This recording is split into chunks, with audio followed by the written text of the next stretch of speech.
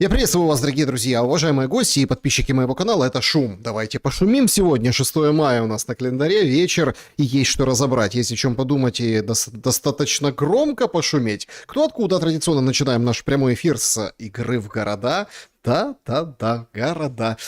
Пишите, откуда вы. Ну, игра заключается, смысл ее в том, что если вы слышите, кого я называю или кого я не называю, но видите в чате трансляции понравившийся город, откуда слышно шум, ну, соответственно, ставьте лайк. Вот все очень все просто. Кто откуда, товарищи? Давайте-ка, собственно, поднажмем на географию. У нас шумят в Одессе, это прекрасно. Значит, у нас в Уфе тоже шумят, Швальбах, Германия. Шумно и там. Добрый вечер, всем добрый вечер. Замечательно. Здравствуйте. Значит, здравствуйте и вам. Подольск, Кривой Рог, Краснодар шумит, Тбилиси тоже с нами. Ах, Одесса, это точно. Порт Катон шумит, на связи Волгоград, Клайпеда, Кренанш шумит, Полярный, Мурманская область. Представляете, Полярный. Эх, сериалы снимали. Ну, там, правда, не в Полярном снимали, но назвали Полярный. Хороший, кстати, сериал. Добрый. Про бандитов. Несколько сезонов было. Бескудинова, Москва. Краков с вами. Прекрасно. Луганск, Париж, Харьков, Нью-Васюки. Это здорово. Причем, знаете, как пользователь зовут? Васек. Васек из Нью-Васюков. Так, шум, да, супер тема. Михаил, спасибо. Александр. Минобороны пошумит после 10 мая, если Зеленюха не одумается. Бескудникова, Москва. Так, друзья, так ждала шум, что чуть не заснула. Не спать. Запорожье не спать. Там и так не дают спать из-за боевых действий, а тут еще вы. Ну, хотя, знаете, покемарьте под шум, а мы здесь пока тихонечко пошумим, почти шепотом. Макеевка, Мытища на шуме, Астраханская область, там, где прописан Орешник. Да, у вас там летать запрещено в Капустином Яру до 8 числа. Ташкент, добрый вечер из Берлина, добрый вечер. Из Петергофа салют, Ярославль, Тольятти, Шебелинка, Ямало-Ненецкий округ, всем здравия, Салихард, привет в Казань, тоже большой, Кишинев, громко шумит, и это здорово. Опрос сегодняшнего эфира, пока шумим, пока пишите, откуда вы. Я традиционно всех призываю, даже если вы смотрите в записи, в комментариях написать, откуда смотрите. Это наш резонанс нашего шума, это очень важно и здорово, кроме там обсуждений каких-то тем, звучит в комментариях. Итак, празднуете ли вы День Победы? Варианты ответов. Да, для меня это праздник. Нет, из-за войны российско-украинской перестал. Ну, как бы потеряла смысл. Многие так для себя решили. 9 мая уже как-то вот отошел этот праздник, как и 23 февраля. В общем, по-разному, да, вот уходят праздники, меняется история. Нет. И до войны особо не праздновал. Нет, ну понятно, что там красный день календаря был, ну так что праздновал, не праздновал. И четвертый вариант, отмечаю, а не праздную, потому что для меня это день памяти. То есть не праздник, а день памяти. В общем, 4 варианта, выбирайте, пожалуйста, и в конце подведем итоги, кто как, кто празднует, кто чтит память, кто и то, и другое, кто как бы отошел и по каким причинам от этого праздника. Сибирь, Алтай на связи. Да, значит, Зеленский с Еревана шумит, но он уже не в Ереване. Так, в вопросе эфирчика опечатка. В вопросе, так, День Победы. Празднуйте. Ну да, ну есть такое. Ну не могу уже убрать. Ребята, вижу, что опечатка, потому что набирал перед самым эфиром. Ну, не нажалось. Ну, бывает такое. Это не потому, что мы с 3 классами образования, хотя можно, конечно, и посмеяться по этому поводу. Я разрешаю. Это Зеленский парад не разрешает, а я разрешаю посмеяться в шуме над шелестом. Просто если сейчас сбить, то, соответственно, да, у нас потеряются результаты. Не очень бы хотелось, поэтому проголосуйте. Потерпите уж этого безграмотного писаку вопросов. Так, Турция, Куджалара, Новопокровка шумит, Белгород с нами. Привет всем из Чуйской долины. Ух ты. Привет и вам туда. Медведково, Северная с нами. Так, значит, в вопросе... Так, уже проголосовал кто-то. Аранебаум. О, господи, не знаю такого города. Нижний Новгород шумит. Прекрасно. Вологда в Украине. Так, не работает чат, написать невозможно, я с Днепра. Ну так в Украине заблокировано все, слушайте. Ну поэтому VPN, поэтому, в общем-то, менять страну нужно. Это же подсанкционный канал Шелеста, да? Ну вот так уж бывает, понимаете? Есть там еще разные добрые люди, делают зеркальные эфиры нашего эфира. Ну, в общем, там можно смотреть. Но в любом случае, я очень признателен, что несмотря на это, несмотря на эти все санкции, несмотря на эти все ограничения, которые там объективно там по всей, например, России или объективно по всей Украине, но в отношении лично меня. В общем, друзья, мы все равно всех преодолеваем и шумим громко. Так давайте это и делать. Зеленский сегодня нашумел в обращении. День пехоты праздновал, представляете? Шановні українці, українки, перш за все, вдячність нашим піхотинцям. Усім, хто тримає позиції, де є українська піхота, є наші позиції. Багато говорять про трансформацію війни, і це правда. Більшість завдань виконують дрони і люди. Дроны и люди. Ну, в принципе, можно на этом обращении дальше не слушать, все понятно. Дроны и люди. На дронах зарабатывает понятно кто, а людей крутит, вяжет на передовую войну тоже ясно кто. З дронами, але позиції держави там, де є піхота. Кожному українському піхотинцю шана за сміливість. Зараз Міністерство оборони України, військове командування працюють над тим, щоб посилити нашу піхоту. Нові контракти, нові фінансові ресурси, нові можливості. Какие новые финансы? Откуда новые финансовые ресурсы? Где их взять? О каких новых финансовых ресурсах речь? Ну, какие-то новые финансы. Кто-то денег... Американцы начали помогать? Или какая-то, может, новая страна раскошелилась? Саме для тих, хто на першій лінії у бойових завданнях. Я хочу подякувати усім українським піхотинцям і у День піхоти, і завжди. Друге, сьогодні була нарада щодо деяких особливих післявоєнних можливостей наших воїнів. Вы смотрите, как сформулировано по-идиотски. Некоторых послевоенных возможностей наших воинов. Ну вот как бы, вы что-нибудь поняли? Нет, оно понятно, что он дальше в принципе расшифрует, но это же, если честно, просто какой-то розрив башки. Весь світ бачить, що український воїн справді сильний, справді досвідчений. Наш експорт безпеки після цієї війни і для ветеранів має бути реальною бізнес-можливістю. Экспорт безопасности после войны.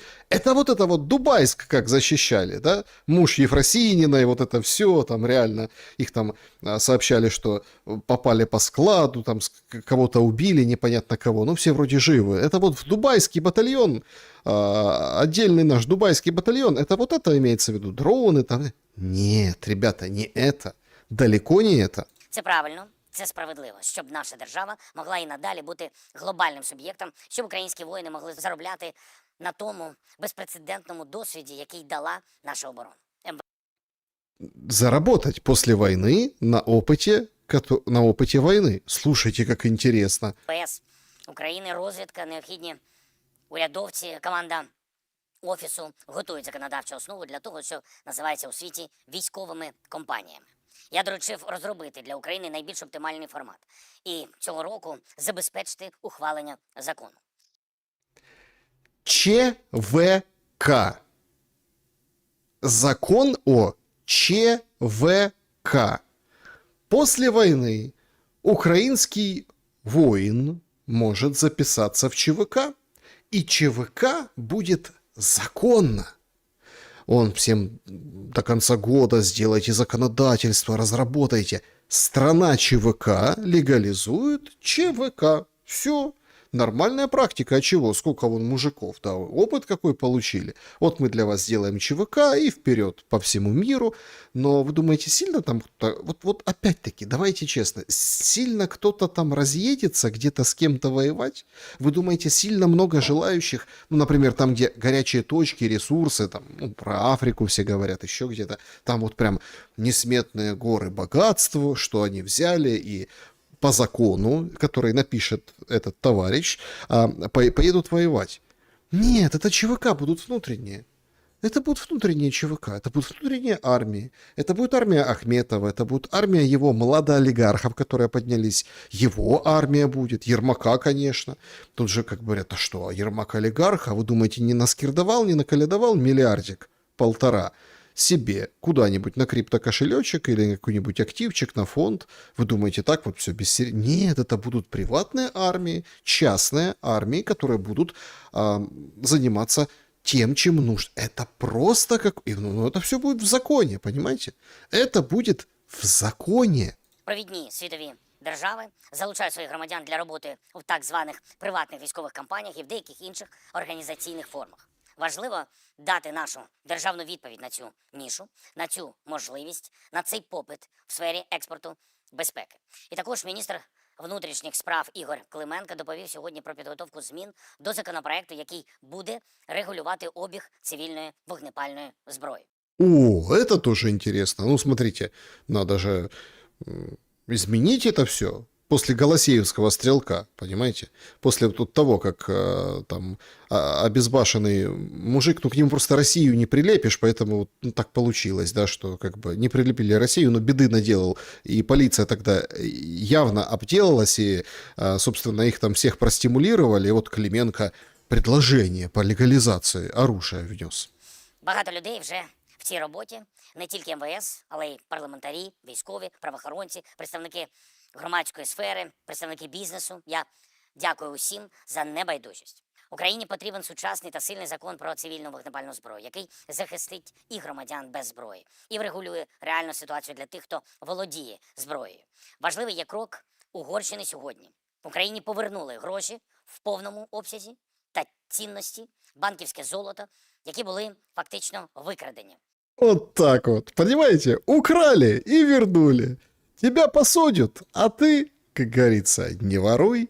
Вот они, вот оно, золотишко лепрекона зеленого.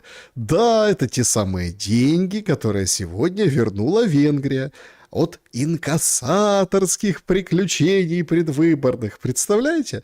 Вернули деньги. Спасибо, спасибо, Вот это вот я понимаю. Вот это вот повлияли на выборы. Вот это вот замечательно. За часів Орбана. Це Во времена Орбана. То есть вы понимаете, как это... Времена Орбана. Это времена Орбана. Так Орбану тут еще не вступил Мадяр в свою как бы полноценную должность. Уже вот только-только. Там еще кресло премьер-министра Венгрии помнит тепло Орбана, понимаете, куда прыгнет Мадяр. То есть вы понимаете, во времена Орбана украли, а Мадяр, смотрите, какой честный, вернул. справді чесне рішення Угорщини повернути кошти Ощадбанку. Ми цінуємо, що під впливом нової команди Угорщина робить такі кроки у напрямку добросусідства. Ми в Україні готові рухатись відповідно. Говорили Чьи это деньги? Вот кто ответит, чьи это деньги? Никто не ответит, потому что, судя по всему, версия рабочая, что это деньги на предвыборку, их накрыли, они чьи-то конкретно европейские, Украина использовалась как отмывочная площадка, которая там, ну, которой можно, там деньги, которые там... Украина людей собирала в случае Майдана, но Майдана не случилось, в общем, деньги эти не пригодились, вернут взад. Ну и все, ну это наши деньги, нам вернули, Ощадбанк, там фотографировался генеральный директор, вот, здравствуй, инкассаторская машина, там евро, золотишко. сьогодні з прем'єр-міністром України Юлією Свириденко та керівником офісу. Играли на пианино? Или нет? Ну, там просто Свириденко сейчас в интернете, она вся играет на пианино. То есть там и поет, и на органе, и на пианино. Какая талантливая девочка. Сразу после пленок Миндича, как их засветили, как о ней говорят, о том, что там красивая женщина, двух не потерпит, понятно, кто есть кто, кого назначат. Вот эти, после этих всех обсуждений надо что-то хорошее, такое вот женское, милое. И вот поэтому она там с пианобоем в этом самом в Харькове, там прям на улице сидит, играет. Талантище. Ну, Зеленский тоже играет на пианино, чего не? Хорошо получалось. Им бы дуэтом в 4 руки сыграть, или как? В 2 руки, как это правильно? В 2,5 руки сыграть. Или там в 2 руки и мизинчик сыграть. Кирилом Будановим про рішення, які треба реалізувати у внутрішній політиці, зокрема кадрові в уряді, державних компаніях. Найближчим часом будуть зміни на рівні заступників міністрів. Зараз готуються відповідні пропозиції. Изменения уже есть. Свериденко объявила вот буквально полчаса назад о том, что теперь госслужащие, самоуправление там местное еще женщинам, а им же запретил Зеленский вот так в сердцах уезжать за границу, теперь разрешили, все, покращение. Теперь местные чиновницы, ну те, которые там на 3 копейки зарплаты сидят, там бумажки подписывают, перекладывают в райгосадминистрациях, муторный труд, неблагодарный, я имею в виду обычных чиновников, да, не вот этих вот держиморд, которые земли там перераспределяют или там чего-то, активы какие-то, а вот обычные люди, они теперь могут за границу выезжать. Ну все, слава богу, теперь там еще будет дефицит кадров. Є вакансії міністрів, вони потребують заповнення. Тривають в суспільстві дискусії щодо заміни деяких міністрів нагально про кадрові зміни в державних компаніях. Я доручив уряду прискорити зміни в енергоатомі. Потрібен новий професійний керівник компанії. Где? В Энергоатоме? А что с Энергоатомом? Так все нормально с Энергоатомом. Все же забыли уже, вокруг чего пленки Миндича крутятся. Деньги чьи пилили? Энергоатома. Слушайте, да Зеленский вообще заметает следы. Вообще заметает следы. Слушайте, Энергоатом? Ой, как интересно. Прям замечательно, я бы сказал. Нормально. Ну, заметает следы и, как говорится, правильно делает.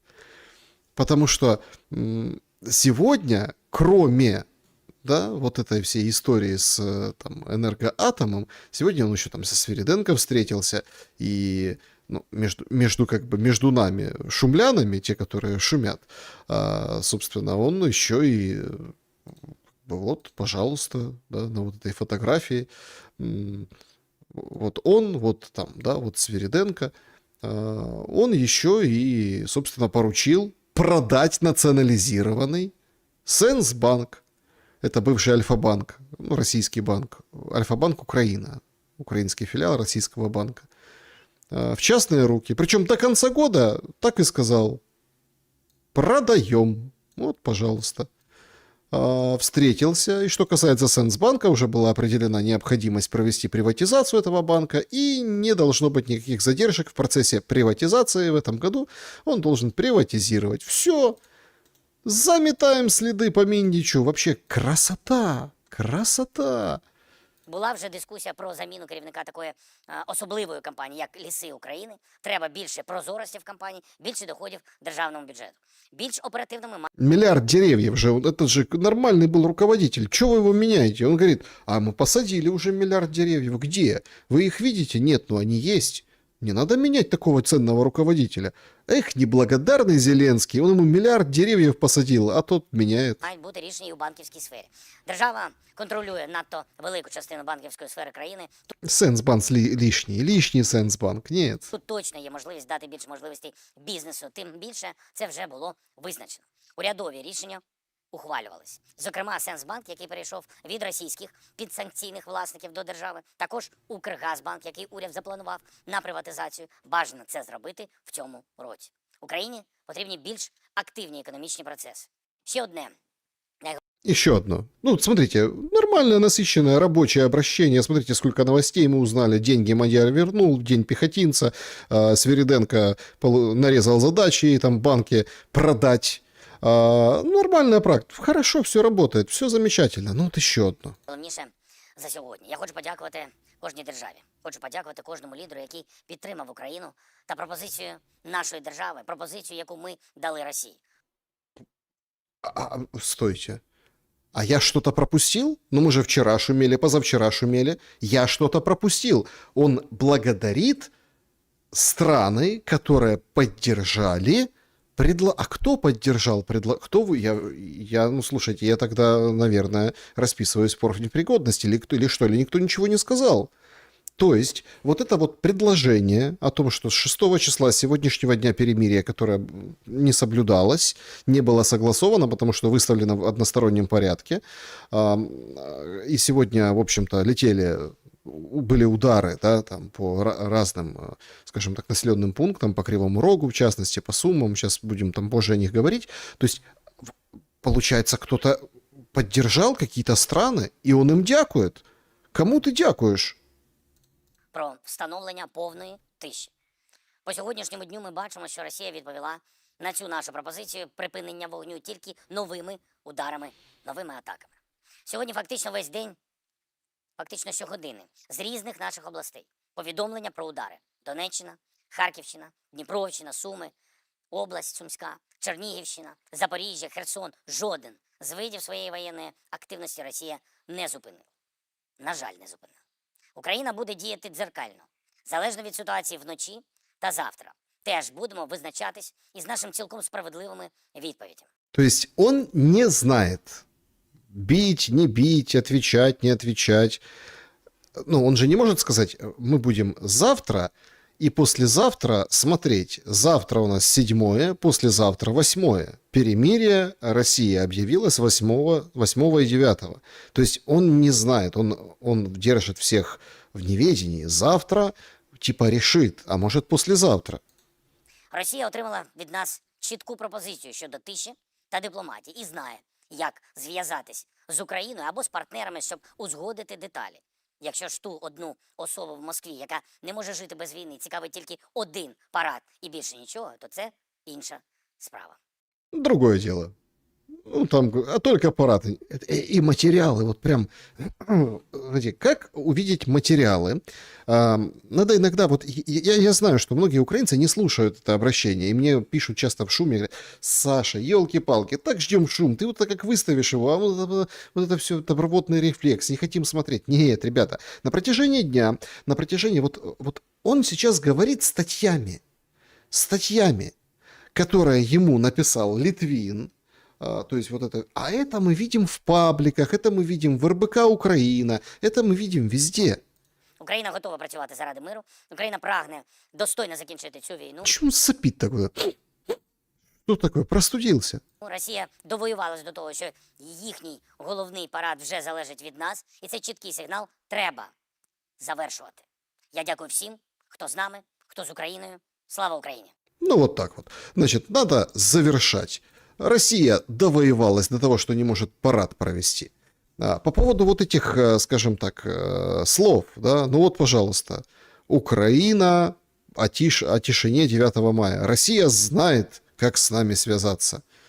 Это вот, пожалуйста, это материал конкретно на РБК Украина, связанный какой-то источник. Источник, видимо, верный, чуть ли там не сам Литвин, понимаете? Если они там в Москве переживают за парад, то они знают, как связаться с Украиной, пишет РБК Украина. Русский не родной, за парад не переживают, переживают о параде. Ну да ладно, все уже привыкли. Как связаться с Украиной?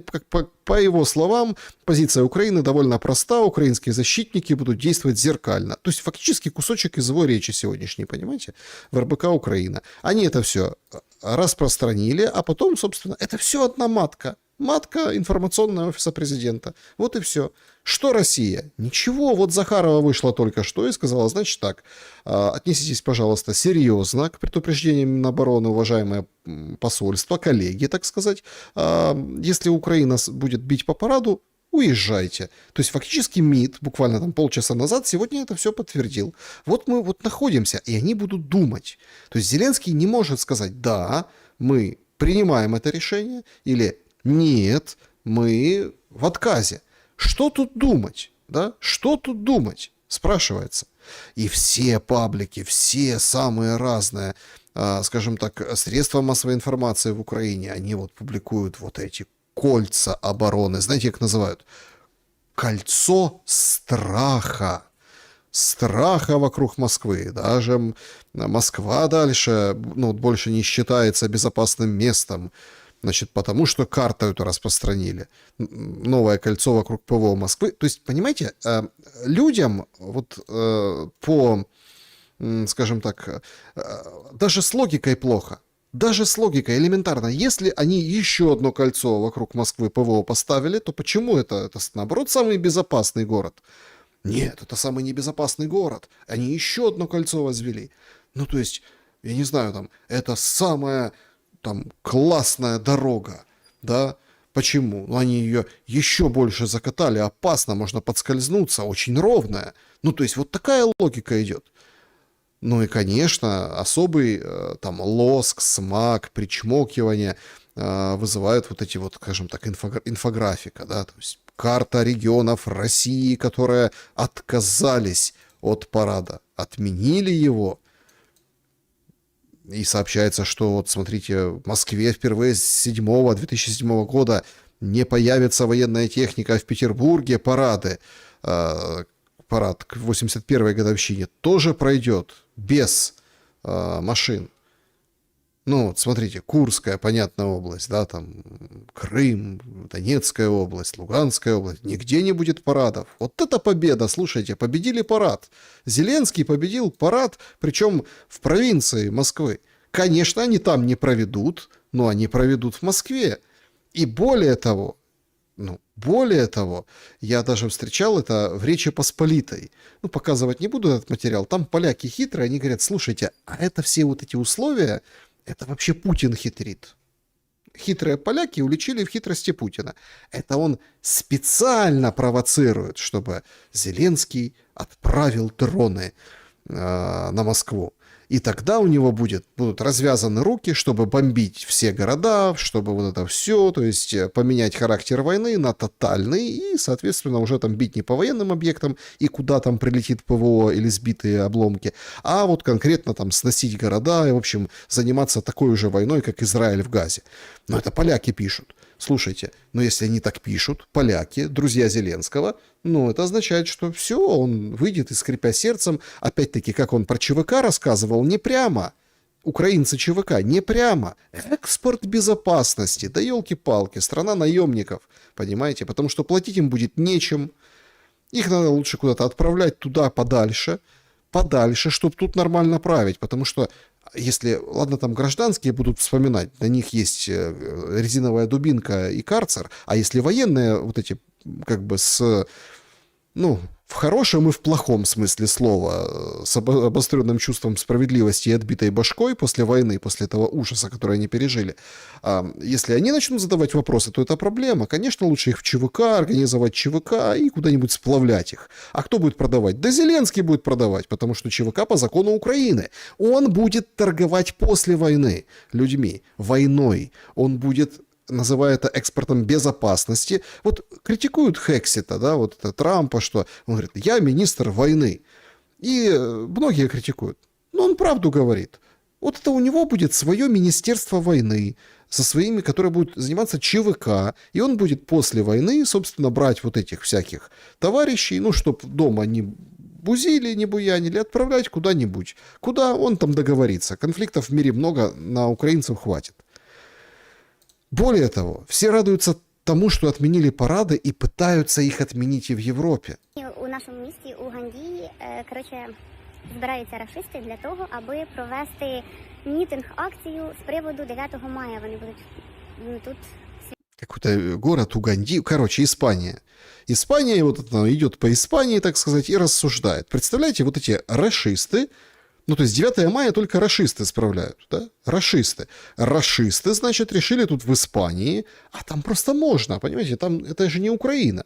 Там просто можно, и люди помнят, там нормально все. Решили, так вот она призывает людей, давайте портить этот праздник. Святкувати, так сказати. І наша така велика спільнота українців сьогодні зібралася навпроти їхнього, так сказати, офісу.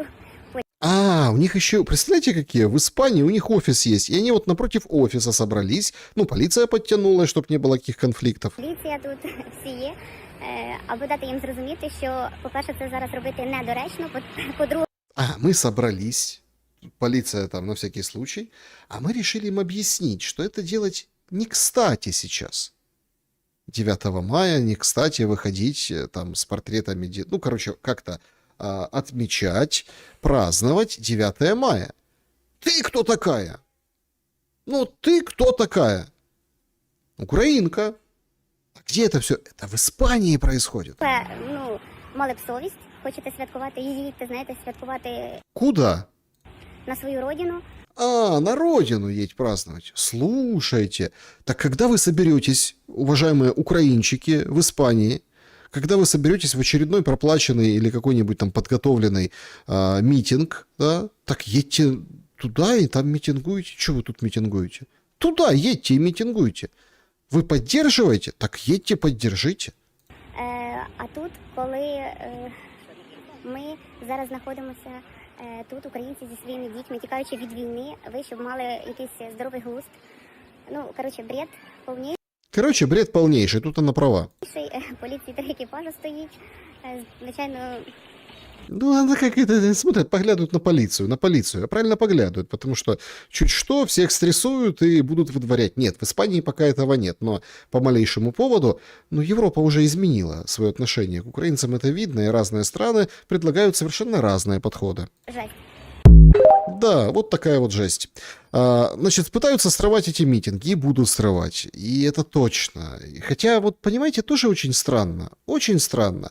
Ведь когда мы говорим о большинстве, вот даже вот придумали офис миграции при офисе президента, так вот этот воскобойник, который его, он говорит, 70% не вернутся. Розуміємо, що якщо політика європейських країн по відношенню до українців не зміниться, то відсотків 70 навряд чи повернеться назад на батьківщину.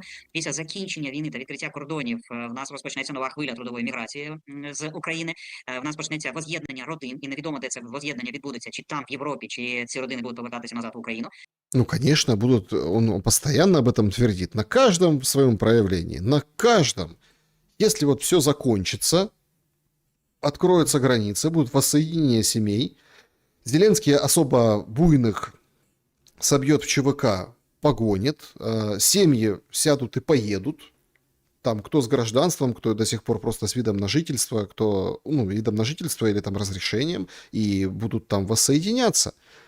Но, как бы, а кто здесь останется? Вообще интересно, что вот все такие технологичные, все такие продвинутые, да, все говорят, езжайте домой. И это вот, опять-таки, вот это пещерное отношение и непонимание, кто ты и где, у многих представителей украинцев, которые выехали, ненормальных, адекватных, которые понимают просто, ну хорошо, там, да, не принято там условно публично уже там, ну ты украинец, ты публично празднуешь там 9 мая, но все равно все празднуют. Ну давайте честно. Я до сих пор даже 23 февраля знаю украинцев, которые празднуют в Украине, внутри. Понятно, что это уже не так, но тихонечко. Это как русский язык в Украине внутри стал языком интимного общения. Да? Причем самое интересное, что там в Испании или где-нибудь еще за границей русский язык как раз-таки нормальный язык для общения между теми русскоговорящими, а это не только русские, а это со всего бывшего СНГ и разные другие страны, понимаете? То есть, которые понимают по-русски. Ну да ладно. И вот все вот это вот, все пытаются каким-то образом вот это вот подсесть на вот эту историю, но люди празднуют, это традиции, а ты им запрещаешь публично, ну хорошо, публично, ну запрещай, но люди внутри все понимают, что такое День Победы и что такое парад, и, понятное дело, зачем Зеленскому нужно стрелять по параду. Причина одна – продолжить войну.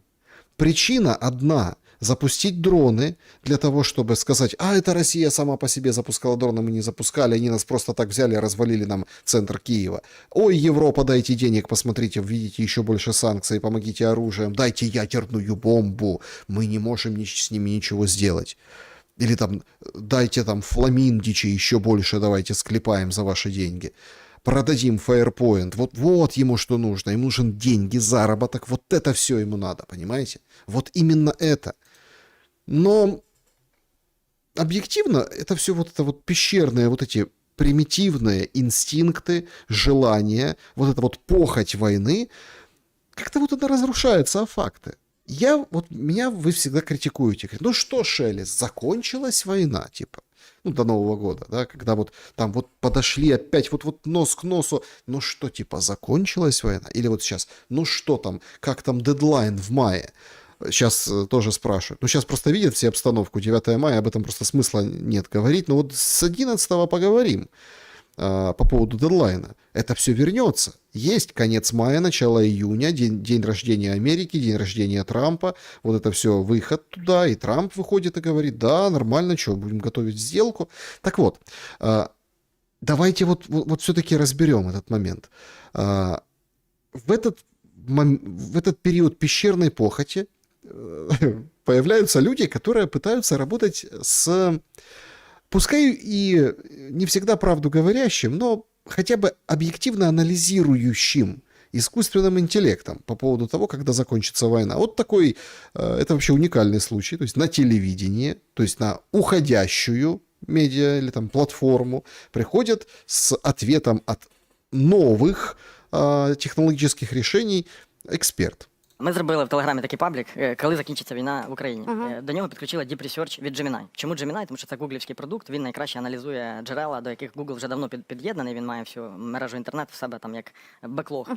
Значит, это есть такое предприятие, да, тут, ну, как компания Neurotrack. Это вот украинец, да, вот, Меняйло у него фамилия, Петр, по-моему, зовут, не могу, вылетело из головы. Короче, он приходит и рассказывает о том, что искусственный интеллект все посчитал, когда закончится война. Вот вы на меня критикуете, а я постоянно говорю, война должна закончиться, не хватит ресурсов, не хватит мощи. Это все, что мы слышим, это слова. Не хватит. Убытки колоссальные.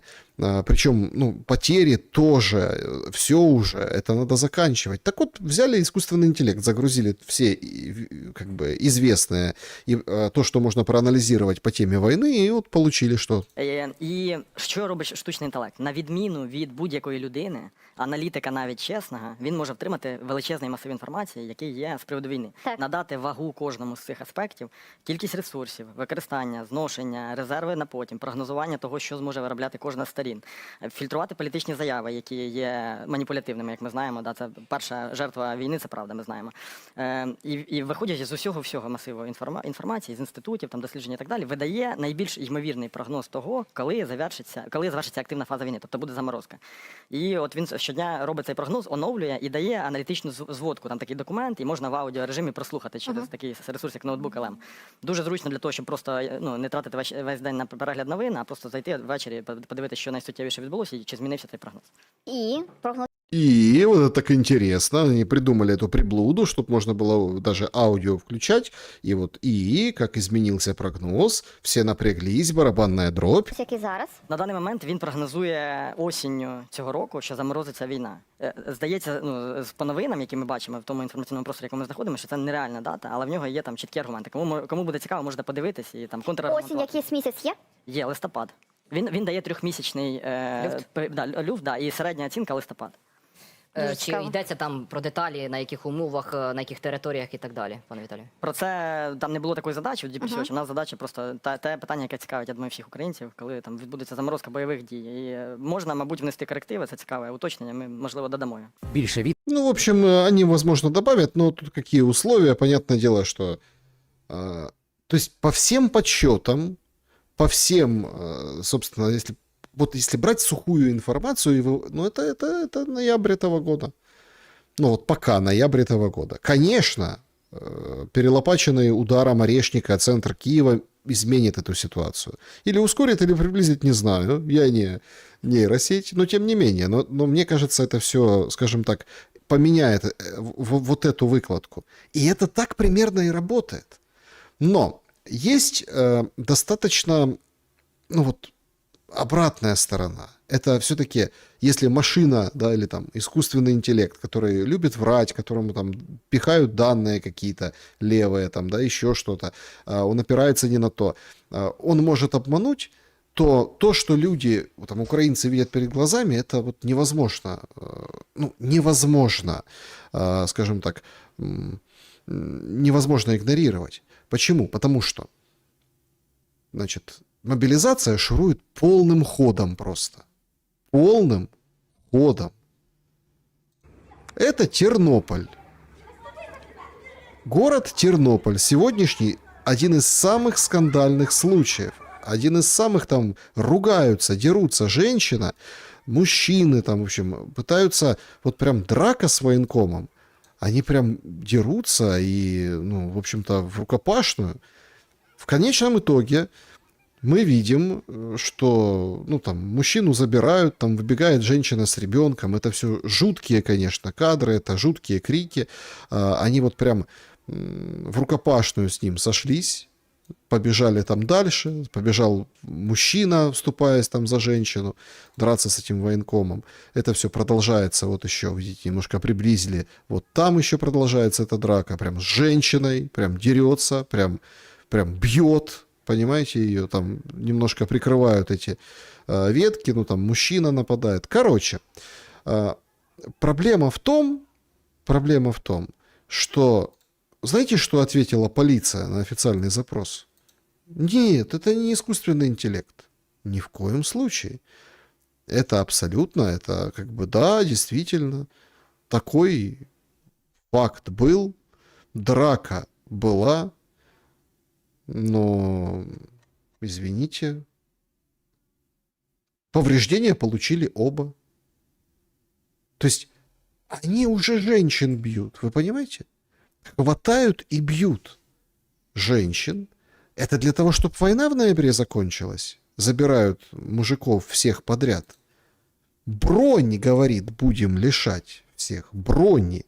Вот нардеп из профильного комитета говорит, елки-палки, мы так посмотрели, у нас там приличное количество человек, которые учатся, и студенты, а им больше 35 лет, а они учатся на дневном, получается, отсрочка от мобилизации, а учиться там 3, ну сколько там, года, да, там второе высшее у кого или первое высшее. Короче, надо лишить всех, у кого 35+, и учатся на дневном, в інститутах, там різних учебних заведеннях броні. Деякі критерії, ті, хто мають відстрочку, і ті, хто мають бронювання, скоріш за все, можуть бути перевірені. Ну, наприклад, мова йде про тих самих студентів вікової категорії 35+, їх приблизно 200 тисяч, які знаходяться на денній формі навчання, але при цьому ті ж самі приблизно 20% з цих 200 тисяч жодного разу не з'являлися в навчальних закладах фізично, деякі взагалі жодного разу навіть не були в тому регіоні, де знаходиться навчальний заклад.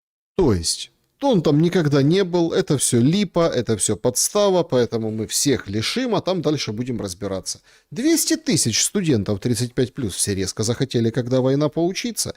Так понятно, что никто воевать не хочет. Никто не хочет воевать. Более того, это прям какой-то трэш, что происходит. Одесса. Значит, ДТП. Скутерист. Спасибо большое за поддержку. Да, это QR-код, если работает сервис. Да, спасибо большое за то, что пишете, за то, что поддерживаете. ДТП. Попадает мотоциклист. Вызывают полицию. Вместо полиции приезжают ТЦКшники. И вот что происходит. То есть проезжают мимо машины, они понимают, что ДТП. Отдайте мопед, там кричат. Они там этот мопед. Этот парень пытается, ну вот каким-то... Полиция не реагирует полностью. Прибегают женщины. Все дудят. Всех уже это все достало. То есть там какие-то мужчины пытаются помочь, водители, которые остановились. То есть конкретно вот этого парня пытаются освободить. Это сделать сложно, потому что оказались очень боевые товарищи. Самое интересное, что... под эту раздачу, это вид с другой стороны, попал сегодня, ну вот давайте еще раз, смотрите, прям, ну вот так вот, жирной струей, как говорится, жирнющей струей, значит, вот так вот, вы сейчас поймете, почему-то я вот несколько раз вам показываю, это остановилась машина Валерия Твердовского, одессита, который владеет Палладиумом и Итакой, ночными клубами, достаточно популярными. Вот он подходит к этому, там, разобраться, ну, уже все, баллончик достал, плей.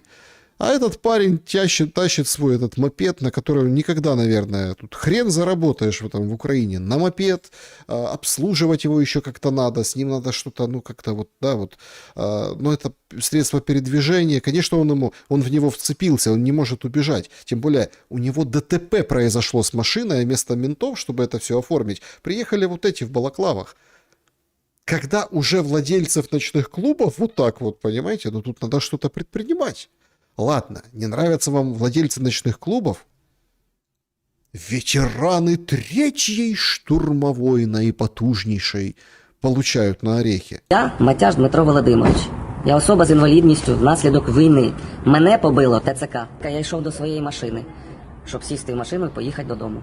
Значит, это он показывает радостно это все, ну как рад, безрадостно, но имеется в виду подробно показывает. Это случай в Днепре произошел с вот этим бойцом, ветераном 3-й штурмовой. Але мені перешкодив автомобіль чорного кольору, дорогу. І Воронки. Воронки. Знаете, как вот воронки? Вот это вот они. звідти вибіг перший працівник, якому я відповів. Якщо він не бойовий, до мене хай не підходить. Вот так вот. Ну, этот же, он же с 3-й штурмовой. Говорит, если ты не боевой, не подходи ко мне. Не подходи ко мне. Я обижусь. І сам пішов в машину, де сиділи в чорних масках люди, И он пошел сам. Говорит, ну что бояться, я что, ветеран. яких я не знав. Я їм задав питання: хто ви є, хлопці? Привіт, покажіть свої документи, а я свої посвідчення покажу. Давай поменяемся. Вот чем заканчивается обмен этими посвідченнями, ну, удостоверениями. Мені навіть документ не дали показати, хто я, що я. Начали забивати ногами і мою гідність. Нет, случай вообще не смешной. Но понимаете, в чем дело? Тут, понимаете, это вот этот случай, когда нашла коса на камень. То есть вот эти, я почему, ну, это больше нервный, конечно, смех. Ну, хотя, может вы посмеетесь в комментариях, может, разделите там, что это весело, такое мнение. Но мне вообще не весело. Это все на улицах происходит, понимаете? То есть, значит, когда других буцают ногами, когда строю газа во владельца ночного клуба, вот этого пацана, который на этом скутере попал в аварию, там, да, не вписались с машиной, не разминулись и ждали оформить ДТП. Еще его, наверное, там водитель, наверное, будет на бабки разводить. А тут приезжают вот у него нет гидности, ну, достоинства. А тут начали вот этого азовца, ветерана, бить ногами его достоинства. А он говорит, а вы кто такие есть вообще? Вы кто? Он наслушался вот этих своих командиров, вот этих. Наслушался, значит, и говорит, я тут, а вы где? А вы кто? А вы что? Ну, на, получай. Гідність просто принизили. Я стояв на колінах. Как на коленях? Русские не смогли поставить на колени, а ТЦКшники поставили. Мене пили, як собаку. Как собаку. А он же волк. Ну, волки да Винчи там отметились на выходных в другом. Не хотели им самогон продавать, тоже там с местными жителями, но вроде как разобрались, вроде как, да, там. Принесли извинения вот эти волки да Винчи и сказали, ну, они же все боевые. Ну, а что с них? Ну, они ж вот на передке, они ж не какие-нибудь там тыловые, они вот боевые, поэтому простите их, пожалуйста. Ну, там избивали хозяина ларька в Запорожской области. Протягом години. Потім мене привезли в Шевченківський ТЦК, в двір, але до начальника мене ніхто не водив. А какой ты начальник? Тебе ж только что гідність отбуцали. Тільки там вони в дворі цього ТЦК побачили мої документи і почали Увидели, там просто освещение есть. Темно было, наверное. вибачатися, договарюватися і тому подібне. Увечері, десь о 9-10 годині, коли вже вони мене викинули, привезли назад, там, де вони мене побили, я дочекався своїх побратимів. О, побратимов. А что побратимы сказали? Слушайте, это ж очень интересно. Побратимами поїхав в ТЦК, але питання не вирішилось. Как? И с побратимами не получилось? Да что ты будешь делать? Это ж 3-я штурмовая, это ж братство, это ж вот это вот все. Белый вождь Белецкий, он же, как это, я вам рассказывал в прошлом шуме, там, это же главная цель России. И с побратимами не получилось решить вопрос, что ты будешь делать? Полковник цей мені сказав, що своїх в обіду не дасть. Вот так вот. Дивіться, оце начальник. Смотрите, своих в обиду... лицо доброе такое, доброе. Смотрите, это кто? Это начальник.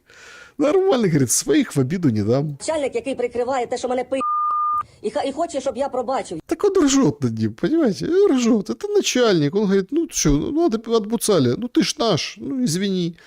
Йому усе оце, а я не хочу йому пробачати. Дивіться, як я не хочу йому пробачати, отак от.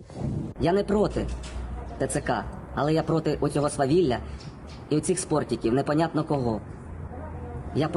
Я проти такого злочину, я проти бусифікації, я проти цих рук і тортур, які вони зробили.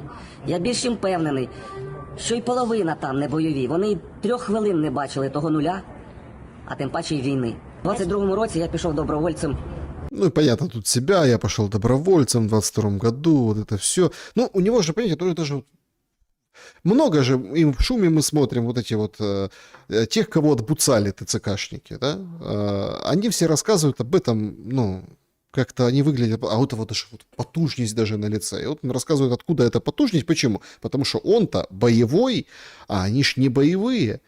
Ну, не знаю, как бы сапогом по почкам, хоть боевой, хоть не боевой, больно одинаково. 98-й батальйон ТРО Азов. Потім я перевівся до 3-ї окремої штурмової бригади. 3,5 роки із 4 майже провів там, в цій бригаді. Після кожного поранення я повертався. Ну и сейчас вернулся. Ну и сейчас вернешься. Ну а чего? Так они просто после каждого ранения. Ну сейчас инвалидность, ничего страшного. И с инвалидностью можно. Ну а чего ты там сидишь в этом тылу? Они наоборот тебе, как бы, ну, начальник говорит, своих в обиду не даст. Конечно, не даст. Так они же правильное дело делают. То, о котором ваши азовцы, вот эти, 3-я бригада штурмовая, они же это пропагандируют, что все в ТЦК, все в армию, все вперед. Понимаете? Ну так они же тебя вернуть хотели. Ну, чтобы ты быстрее вернулся. Ты же постоянно возвращался, и сейчас возвращайся. Ну, как бы, не захотел, вот получай. Ну, так сложилось, чего тут? Азовцев ТЦК уже бьет, вы понимаете? Это уже... и он обиделся, и побратимы ничего не смогли сделать, представляете? Побратимы тоже не могли сделать. Ты говорите, нельзя вернуться с инвалидностью. Да ладно, он тебе депутат, мы его уже видели сегодня такой, он отвечает за изменение законодательства в этой теме. Федієнко говорит, так умственно отсталых пригод, да, ты что, не пригоден? Що вони переглянули цей 402 наказ, бо дійсно є проблематика, коли в Збройні Сили України потрапляють люди з гепатитом С, ВІЛ і так далі. Це, до речі, в 402 наказі ті версти населення, під які не підпадають, що вони мають право там, ну, на непридатність. Вони все одно придатні, розумієте? Звісно, деякі військові формування просто не хочуть брати собі таких військовослужбовців з тих або інших критерій. Хтось бере, хтось не критерій, бо не бере, бо це, як би кажуть, ну, їх власне питання. І дійсно є проблематика саме в 402 наказі, бо навіть мені там деякі воєнкоми з ТЦК скидували довідки, що вони навіть беруть, вибачаюсь, трошки розумово непридатних. Чому? Бо вони відповідають 402 наказу. Не взяти таку людину ТЦК не має права. Бо якщо він відповідає 402 наказу Міністерства оборони України, тоді цього військово зобов'язано, ТЦК зобов'язано мобілізувати. Якщо вони їх не мобілізують, бо вони одразу підпадають під кримінальну відповідальність, йому буде займати одразу ДПР. Поняли? Они сами, они люди подневольные. А как мы можем тебе... Ну, дурак ты, ну, со справкой. Ну, ты ж попадаешь. Иначе у нас проблемы будут. Чё ты вообще вот это развонялся, ветеран, азовец? Ну, нормальные ж хлопцы, ТЦКшники, сразу там тебя, так сказать, сразу к делу перешли. Побратимы, а шо побратимы? Ну, побратимы. То есть, понимаете, какая-то вот просто, ну, это коса на камень. Звучит как анекдот. Но это уже, это система, которая просто выплескивается наружу. И много же таких умников, понимаете? Очень много таких умников. Сначала гражданские только попадали под это, а они ходили как бы гоголем, что мы здесь выше всего этого. А потом другие. Ну, то есть хватают-то всех подряд без разбору.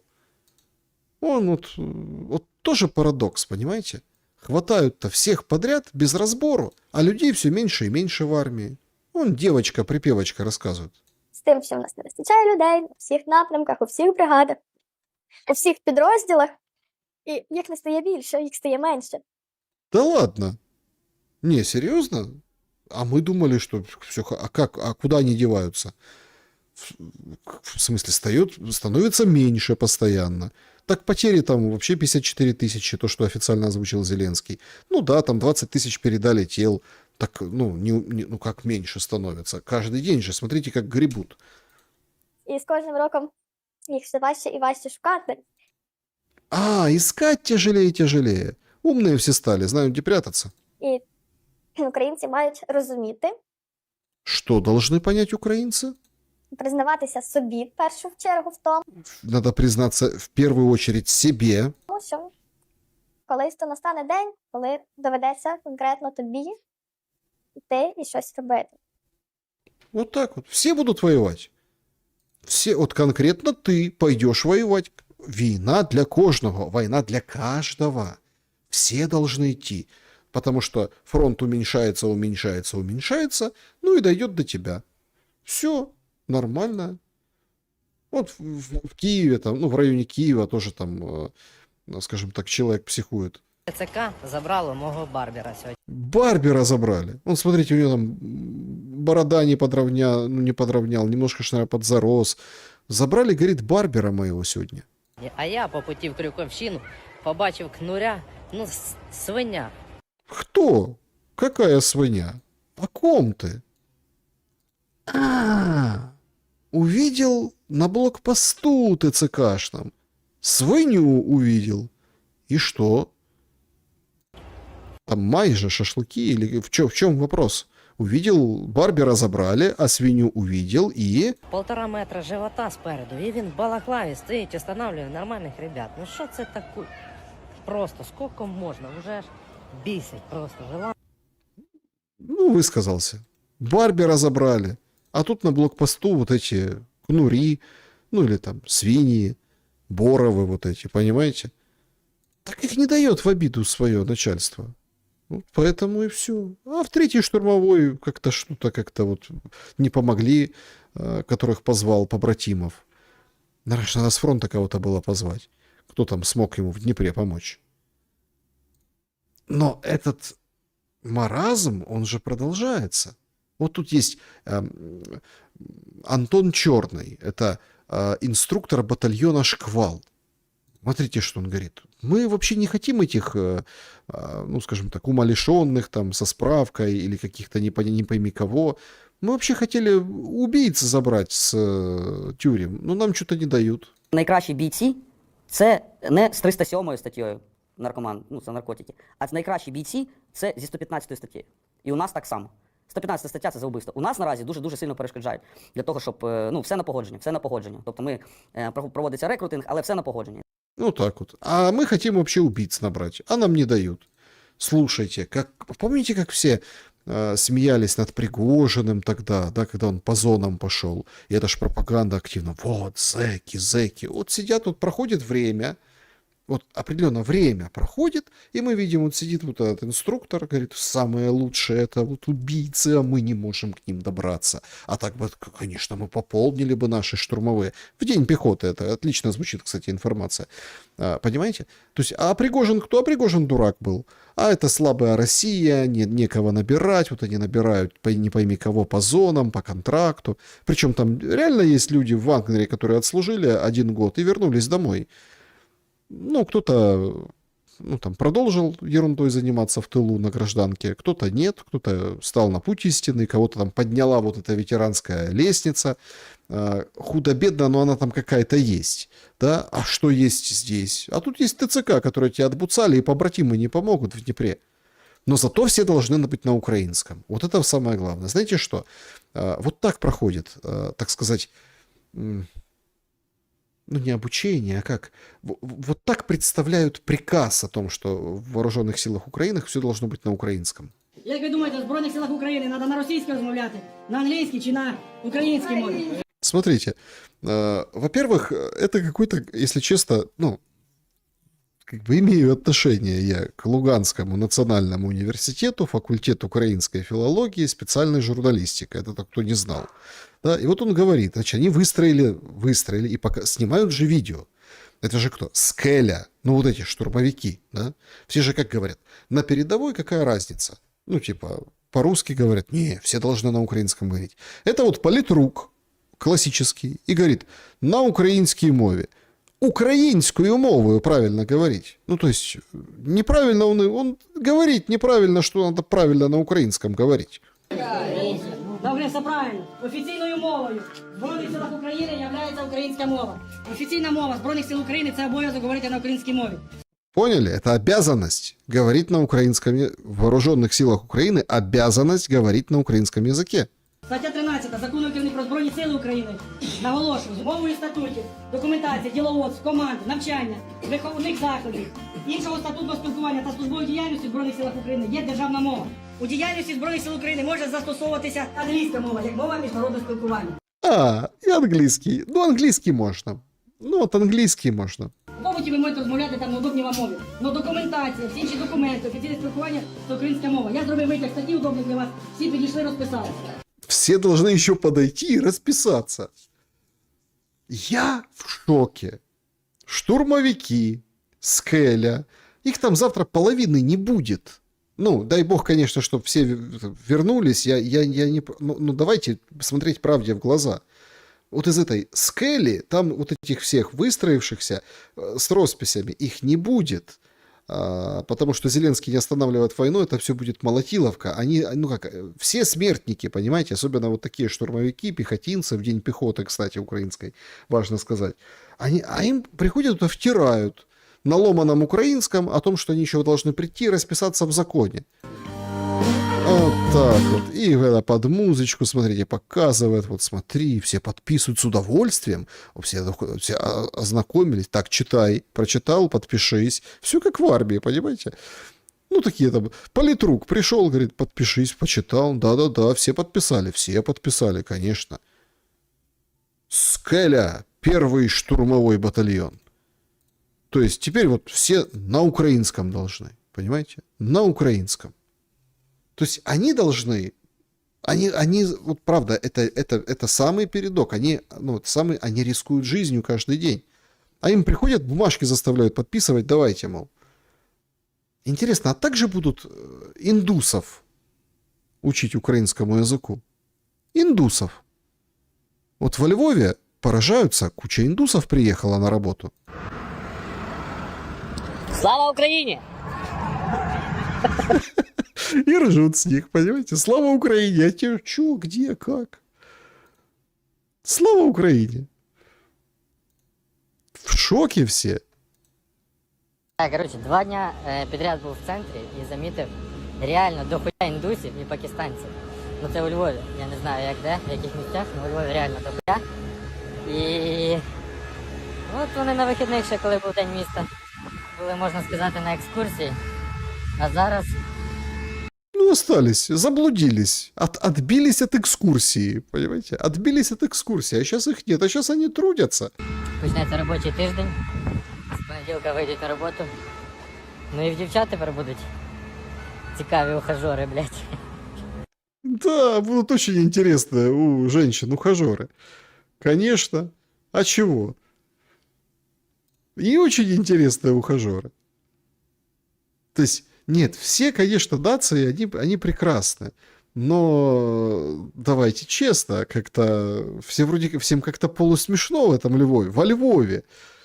Там где-то Крыевка, вот это все там приходишь, там вот это все, бандеревцы, вот это все. Вот, пожалуйста, индусы рабочие. А индусы тоже бывают разные. Бывают такие парни, не промах. Вон, пожалуйста. Нормальные кадры. Из Индии, кстати. Человек пришел в больницу сам. Сам пришел, так сказать, с проблемой. Ну, вот там поспорил где-то как-то. Ну, и, в общем, так уж получилось, что мачете ему как бы вдолбили в голову. Нормальный такой индус, чего. Вот так это все на рентгене выглядит. Ну, нормально, у них все в порядке вещей. Будет весело во Львове. И в Ивано-Франковске, и где-то еще. Харьковчане только в шоке. Ну, работники медицины. Зарплата для иммигранта от $800. Слушайте, я в шоке.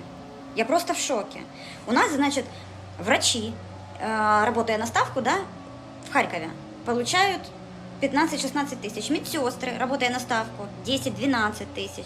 Преподаватели, да, учителя, которые учат наших детей, получают тоже там 12, 14, 15 тысяч. Иммигранты, которые будут приезжать, убирать улицы, будут получать от 35 тысяч гривен. Ну, есть куда еще дно пробить? Есть дно куда пробить?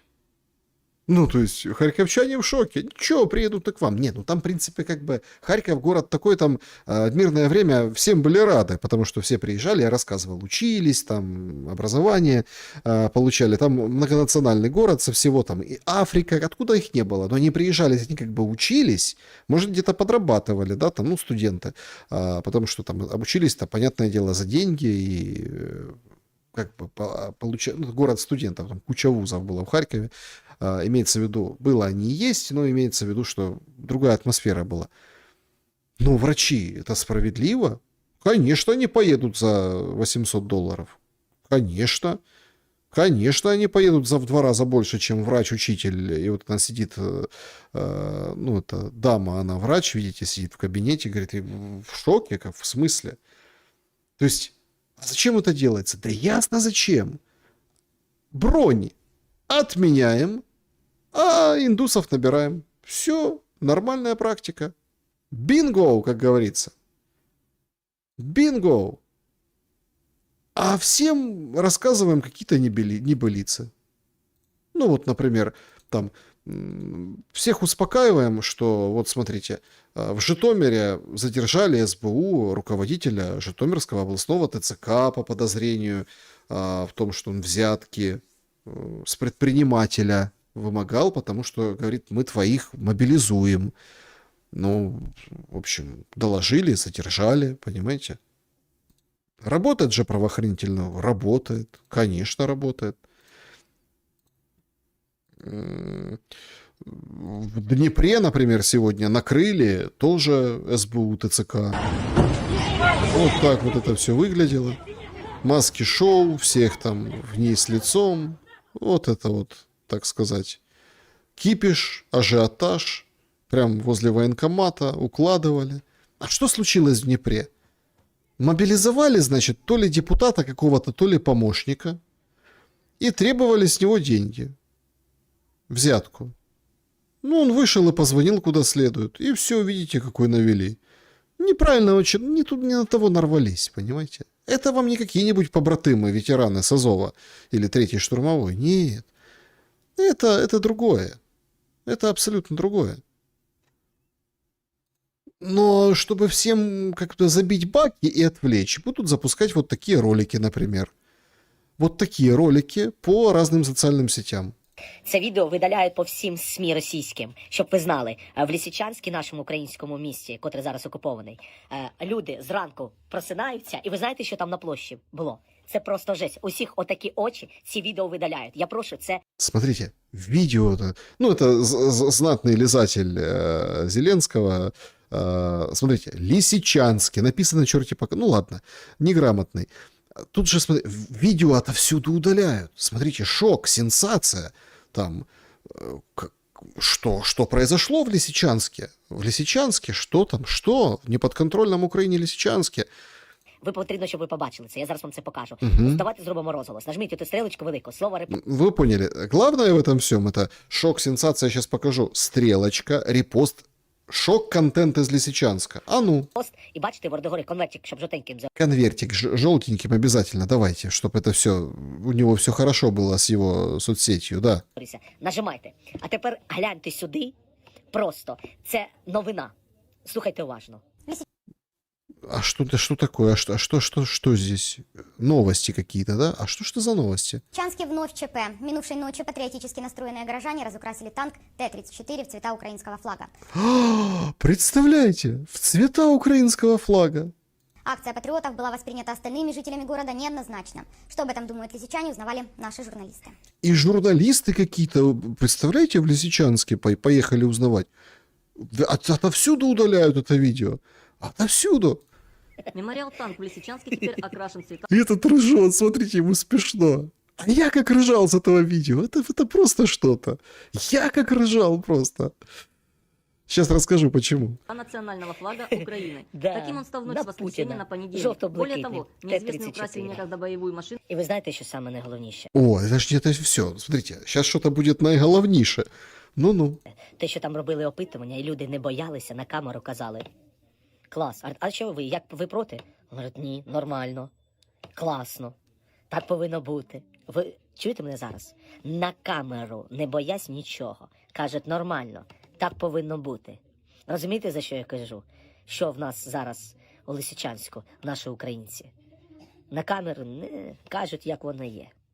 Ну це жесть. Це відео усюди видаляють, там кіпіш у Росії, виявіть собі, просинаються зранку. И что? Я не могу себе, я умираю, понимаете? Я умираю вот этой хренотенью забиваю, вы понимаете? А тут у нас наша Україна на місці. Украина, представляете, в России кипиш, все, там парад Зеленский не разрешил, тут лисичанские люди танк покрасили, Т-34, ничего себе. Все, там такий переполох, там такий кіпіш зараз, вони не знають, що робити, хто, що, як, уявіть собі. Ну, ты недостаточно брил голову. Ну, я, конечно, понимаю, что это гордоний стиль, но недостаточно. Надо хорошенько, гладенько выбрить, друг. І головне, що нічого поки не убрали. Ничего не убрали, представляете? В Лисичанске. Вот это новость. Розумієте, за що я кажу? А що ж ви думали? Ось така вона окупація. Все під контролем, вони кажуть. Тримайтеся, Лисичанськ. Слава Богу, слава Україні. Дякуємо нашим захисникам за захист нашої держави. Потужно.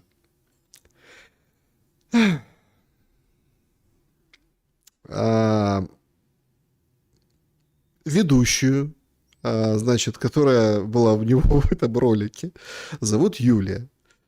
Значит, человека, который снимал этот репортаж, зовут Иван. Это был 15-й или 16-й год, понимаете? В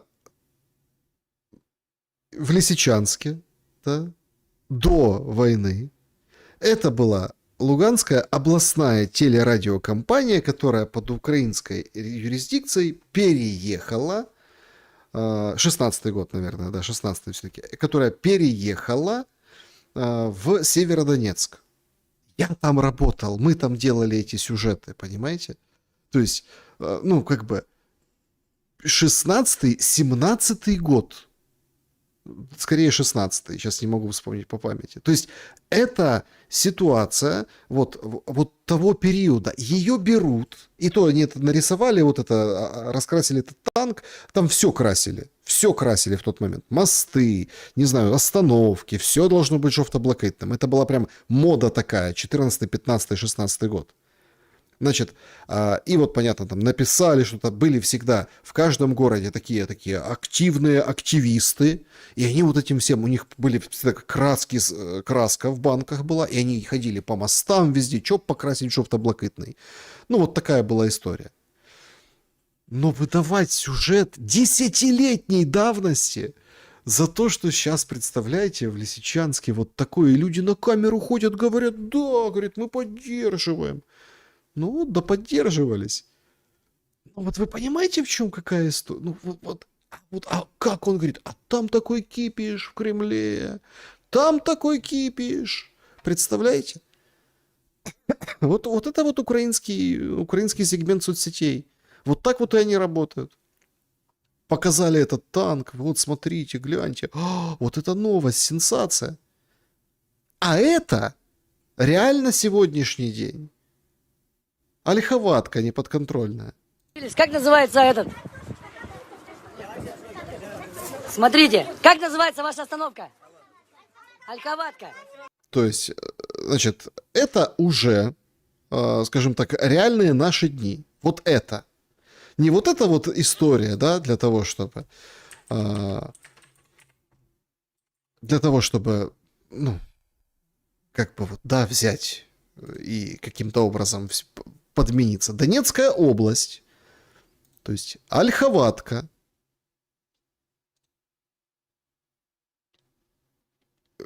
это, ну, как бы подконтрольная, ну, это давайте так, ДНР это с 19 февраля 2015 года, то есть это еще те бои, то есть это как бы тыл, и в этом тылу передвигаются российские солдаты. Они передвигаются, это раненые, там, везут раненых в госпиталь, с госпиталя там идут перемещения. И тут солдат вот этот, а он сам вообще черти откуда, понимаете? Издалека. Но он удивился, потому что там диковинная история. Смотрите, вот это все, бабушки, вот эти вот женщины, это все бесплатно. Вот, ребята, все едем в госпиталь. Я не рекламирую, я отправляю на Курилы, я сам скурил, чтобы они... Ну, они правильно кричат, эти женщины. Это давай не рекламируй, потому что, говорит, ну, во-первых, не к тому, что все понаедут и будут на халяву есть, нет, а к тому, что это опасно. Ну, как-никак, туда может все прилететь. Вы знали, что здесь как любите вы нас всех. Все это бесплатно.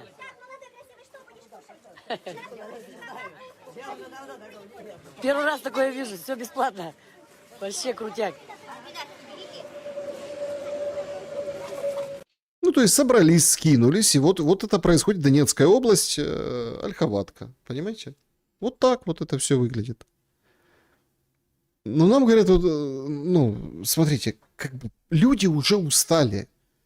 Люди, понятно, что там пытаются поддержать, несмотря ни на что. Там те, кто с украинской стороны, украинских военных, те, кто с той стороны, там, российских, ну, пора уже заканчивать, понимаете? Пора. Ну, то есть хватит уже. Но мы играем вот эти вот игры, подставные сюжетики, какие-то моментики. Все уже четко поняли, дайте выдохнуть людям с Донецкой области, там, с Луганской области, Запорожской, Херсонской, сделать свой выбор каким-то образом, как бы нормально организовать какое-то пересечение вот этой линии фронта типа какого-то пункта пропуска, и все. И не надо тут ни Трампов, ни Кушнеров, ни Уиткофов, ни каких-то там Урсул фон дер Ляйен, никого. Люди спокойно, и все, и жизнь начнется. Да, будет тяжело, да, будут вот эти там, их отправят в ЧВК, да, там, тяжелое экономическое положение, да, ну вот, например, по поводу экономического положения, вот публикует, например, Белинский, это экономист, что $7200 на одного жителя приходится, ну, госдолг. Ну, вот если пересчитать, помните, как в «Слуге народа»? Сколько должен украинец? 7200 каждый долларов. Каждый. С 2010 года он вырос просто в 8 раз. В 8 раз. То есть посчитал экономист, все ужаснулись. 7200. Я и слышал другие про подсчеты, там $10 000. Ну ладно, он подсчитал, у него там своя методика, окей. Сразу же что надо делать? Вот как работает медиа? Сразу надо включать антикриз. А как мы включаем антикриз? Сравнением. Смотрите, а в Польше 14 с лишним, а в Германии 36, а там во Франции 50, а в Америке в Америке-то 111, почти $112 000 на человека. Представляете? В 15 раз каждый американец должен в 15 раз больше, чем украинец. Ну, вот так посмотрел украинец, говорит, ух, ну, слушайте, это еще по-божески. 7200 это еще нормально. 7200 еще потянем. Нормально. Ну, вот это я понимаю. А война-то продолжается. А война-то не просто продолжается, а набирает обороты. Война-то идет, ну, тяжелейшие происходят вещи. Ущерб-то тяжелейший. Вот, пожалуйста, обстрел Дружковки. Вот так вот она вот выглядит. Пожалуйста, Дружковка. Днепр. Склады. Вчера атаковали. Ну, это во время эфира мы тоже показывал этот прилет. Это оказались склады супермаркетов «Варус». Погибли сотрудники складских помещений. Вот, пожалуйста, Самар, Днепр. Взрыв, это уже сегодняшний. И это все горит, это все горят деньги на самом деле. Горят убытки. Конкретные убытки. Нет, есть, конечно, такие, ну, колоссальные вещи, которые еще к экологической беде производят. Просто у нас экологический ущерб особо не показывают от наземных ударов, только от того, что связано с морем. В такой жопе сейчас босс будет принимать пароход. Тупо, блядь, наше место делают. Все в масле. Черноморск. Будем принимать пароход. Вот это наше место. Все в масле. И желтенькая водичка, да? Там такая, а тут пиздец, все у причала, что творится. Просто пиздец. Просто вот у причала вот это все, понимаете? Это Черноморск. Это тоже ущерб, это тоже убытки, это тоже экологические, ну вот скажем, такие проблемы. Zато мэр Черноморска сегодня заявил, что он уходит в ВСУ. Доброго дня, шановні чорноморці.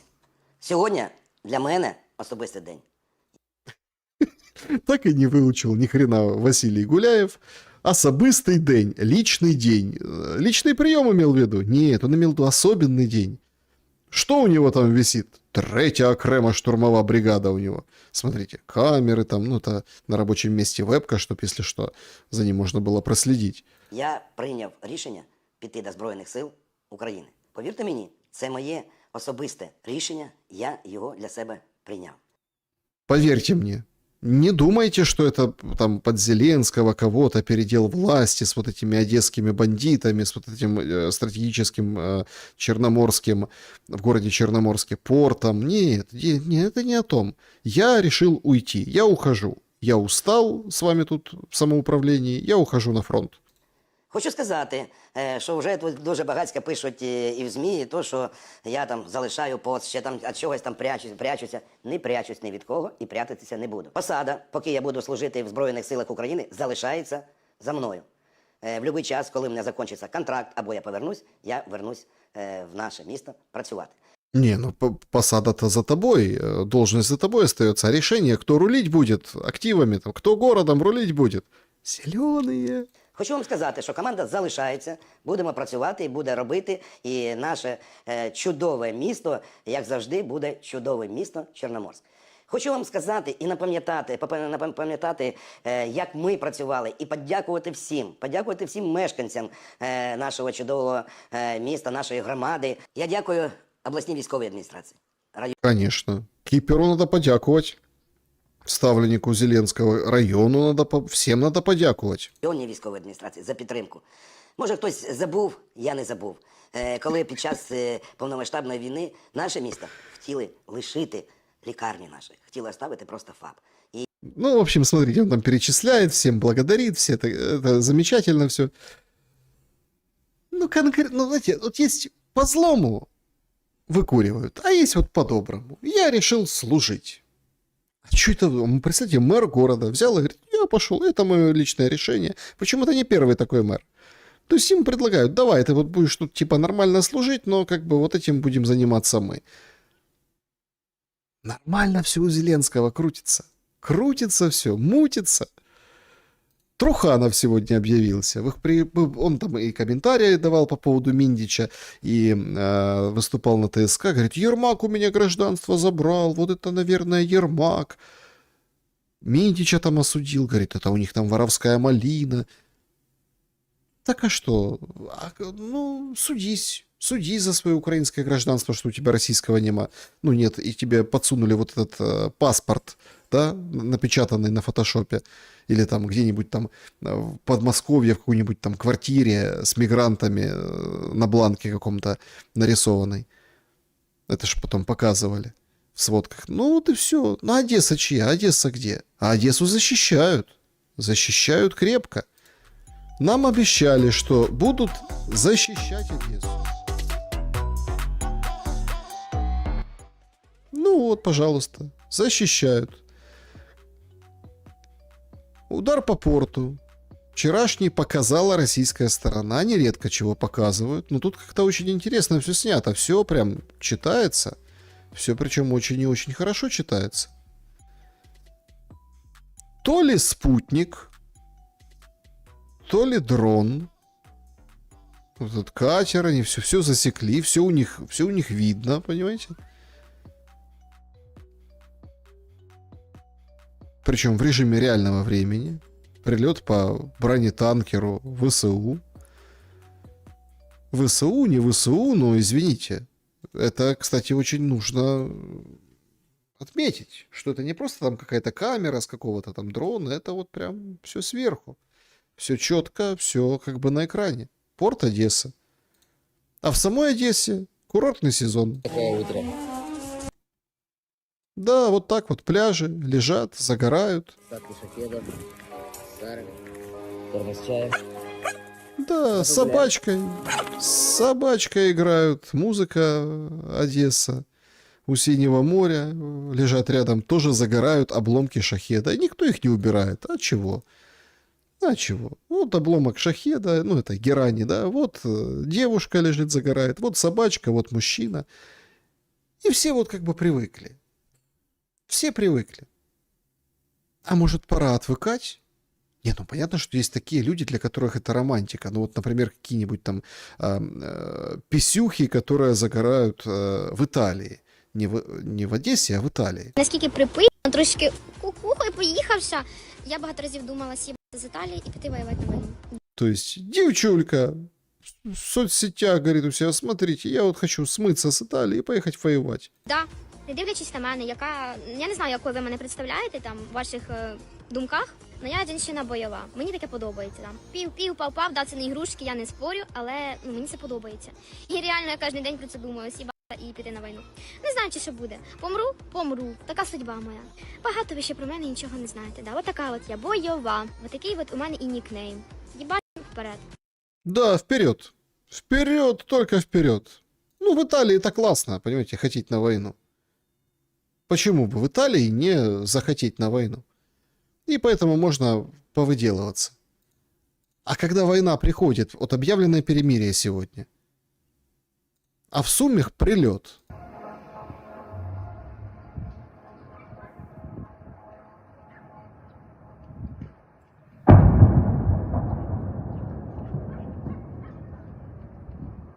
Удар по Сумам. И сразу же, ну, как обычно, шок-новость. Удар по детскому саду. Смотрите, все просто, ну, понятно, ругаются. Полиция, все, давайте спасать. Каталку сюда, быстро!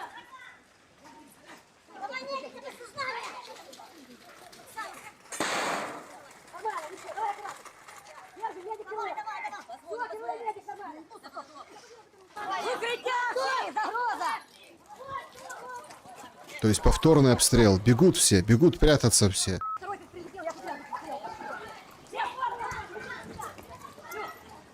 Как в кино все, понимаете? Они даже кино потом подобное такое сняли, сериал про пожарных в Украине, да, там бывшая артистка из кухни играет, а также актер, который в «Холостяке», вот это вот.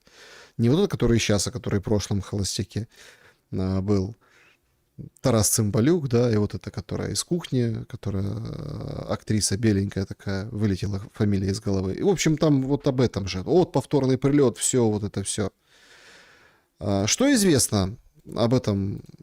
Ну, вот тяжелый на самом деле удар, потому что сообщают, опять-таки, я подчеркиваю, сообщают о том, что 2 человека погибли. 2 женщины погибли. Значит, одна из них охранница, ну, вахтерша. Ударов по беспилотников было по этому зданию 2. Пожар. И они погибли. Сам детский сад не работал, но там были женщины. Ну, а некоторые злые языки говорят, что не работал в Сумах этот детский сад, но что-то там происходило. Как, собственно, и везде. Но сообщили о 2 погибших женщинах. Сотрудница и охранница. Нет, безусловно, жаль этих женщин, но не работающий детский сад.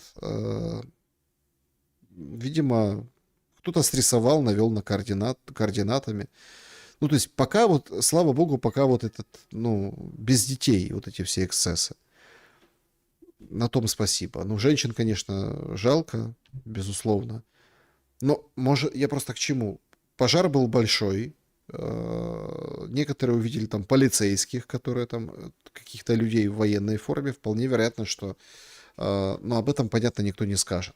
Вполне вероятно, что это здание детского сада для чего-то было использовано. Хотя говорят, что, в принципе, он был как бы рабочий, этот детский сад. В последнее время только не работал из-за обострившейся обстановки. Также сегодня Россия обстреляла Стеллу. Символ Запорожской области. Ореховская Стелла.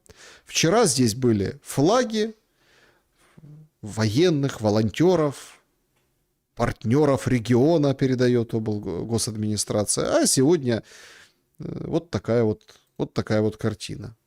То есть снаряда или там дрона или еще чего-то на Стеллу, видите, не жалко. Ну, главное, что партнеры региона, наверное, должны, так сказать, раскошелиться для того, чтобы ее покрасить. Желтой и синей краской. Ну, насчет партнеров и партнерства в Украине во время войны провели сегодня, опубликовали опрос КМИСовцы, что 54% украинцев считают коррупцию главной угрозой для государства, а 39% войну. То есть отрыв достаточно серьезный. Только 39 против 54. Коррупция страшнее войны, по мнению КМИСа. Некорректный опрос, возможно, некорректный. Но продолжают жить-то своей жизнью. Вот эти пленки, санкции, которые вводят. Вот Ткач, который публикует львиную часть плеток, он говорит, что Міндіч готов вернуться в Україну, представляєте? Якщо повертатись до Тимура Міндіча, мені здається, взагалі невдовзі він може повернутися в Україну. Чому? Почему? Мені так здається. Дуже цікаво. Тобто Тимура Міндіча можна чекати тут з його порцією плівок і цікавої інформації. І готовий поділитися з НАБУ і САП, чи що готовий? Може, То есть они обсуждают, что у него есть тоже какие-то пленки, он тоже кого-то писал. То есть они всех друг друга пишут, товарищи, все друг друга пишут. а може він готовий дати покази, а може ще щось. Це якби така історія незрозуміла. Але джерела наші в політичних колах кажуть, що Тимур Міндіч може найближчим часом повернутися. Знову ж таки, ми не знаємо позицію Офісу президента, можливо, його відмовлять від подібних кроків, а можливо, вони самі зацікавлені в тому, щоб він повернувся і не токсичив їх, перебуваючи десь там на відстані, а відтак щось приховуючи, ховаючись і так далі. Плюс Вернулся и не токсичил. Понимаете? Вернулся и не токсичил. Это будет, конечно, сенсация. Это будет почти как взрыв ядерной бомбы. Сегодня сообщили, что в России провели испытания ракеты с ядерным потенциалом на полигоне Кура на Камчатке. Впервые за 1,5 года, между прочим. Последние учения были в 2024 году, 29 октября. И по полигону Кура выпустили ракету Ярс. А сейчас запланированы они тоже на 6-10 мая. Будут новые ракеты разрабатывать. Вчера я вам рассказывал о том, что там над Капустиным Яром, там тоже заявлено, что это испытание новых ракет. Но что-то где-то подсказывает, что это не просто так, а в том числе и в геополитическом смысле очень важная история. Еще одна поучительная история. В гостях у Такера Карлсона бывший ЦРУшник рассказывает, на геополитике о своих, немножко про Украину и Россию. Можно расскажу историю? Когда я был старшим следователем при Сенатском комитете по иностранным делам с 2009 по 2011, конец 2011, я сказал тогдашнему главе комитета Джону Керри, я хочу полететь в Афганистан, провести официальное сенатское расследование об урожае героинового мака. Афганистан на то время производил 93% всего мирового героина. Я полетел в Афганистан, прибыл на авиабазу в Баграме. Говорю им, мне нужно слетать в Кандагар и потом в Лашкаргах. Это столица провинции Гельман. Я провожу расследование. Как у старшего чиновника ведомств Конгресса у меня был чин бригадного генерала. Это был единственный случай за всю мою жизнь, когда мне пришлось напоминать о своем чине. Я говорю, они не захотели меня везти. Я говорю, я вас не прошу. Я даю распоряжение. Вы повезете меня в Кандагар, и потом мы полетим в Лашкаргах, а потом обратно в Баграм. Значит, история длинная, сразу предупреждаю. Значит, он вспоминает былое. Этот бригадный генерал, между прочим, приехал в Афганистан. Говорит, что-то какой-то бардак у вас. Давайте, везите меня туда. Они говорят, хотим. В смысле, не хотим. Я даю приказ. И они уступили. Полетели в Кандагар, проводили встречи. Когда полетели в Лашкаргах, когда шли на посадку, всюду, насколько видит глаз, до горизонта, растет мак снотворный. Я говорю, Мак растет, представляете? Снотворный, не тот, который для... мак. Пирожки. Давайте так, для Ютуба скажем. Везде мак растет. Хочу поехать на маковое поле, пообщаться с фермерами, поговорить с ними. Мне дали охрану, переводчика, спушту. Поехали в открытое поле и, разумеется, увидели там одного из фермеров. Я задал ему очень наивный вопрос. Говорю, вместо мака, почему ты не выращиваешь что-то, что дает 2 урожая в год? Помидоры, лук, гранат. Этот взгляд Такера на помидоры, лук, гранат. Это правда глупый вопрос. В Афганистане помидоры, лук, гранат, там можно 2-3 урожая собирать, по погоде. И он такой глаза закатил. Американцы обещали мне в 2001-м, если я буду говорить им, где прячутся арабы, я смогу выращивать столько мака, сколько захочу. Я говорю, какие американцы разрешили тебе мак выращивать? И как только я это спросил, мои военные сопровождающие схватили меня под руки и сказали, нам угрожает опасность, мы должны вернуться на базу. Я так и не услышал ответа. Мы вернулись в джип, увезли меня к вертолету, и я улетел обратно в Баграм. Буквально, как в фильме. Возвращаюсь в Вашингтон, говорю главному следователю, я кое-что накопал, тут что-то скверное происходит. Я написал отчет, как только собрал данные. У меня был друг в управлении по борьбе с наркотиками. Позвонил ему, говорю, слушай, я отправлю тебе отчет, просто почитать. Мне хотелось бы услышать твое мнение, прежде чем я подам его Джону Керри. Он пару дней спустя мне перезвонил, говорит, дружище, ты понимаешь, что тебе не позволят официально опубликовать этот отчет? И я такой, а почему нет? Он говорит, Афганистан производит 93% от всего героина в мире. Почти весь этот героин переправляется в Иран и Россию. И мы хотим, чтобы в этих странах сидели на героине. Ага. И вот тут это длинное было выступление, и вот тут очень интересно. Иран и Россия. Мы хотим, чтобы туда вот эта дурь шла. Это разрушает их социумы. И мой отчет так и не опубликовали. Годы спустя. Это отвратительно. Эпидемия фентанола в нашей стране. Этот фентанол производят в Китае и Мексике. Они хотят, чтобы мы сидели на фентаноле, потому что это разрушает наш социум. Поэтому мы на нем и сидим. То есть ты считаешь, что правительство США разрешает производство героинового мака, чтобы ослабить Россию и Иран? Да, и причина, по которой я пришел к этому выводу, не потому что я умнее других. Знаешь, сколько в процентном отношении от общемирового производилось героина в Афганистане в последний год правления Талибана в 2000-м? Немного? 0.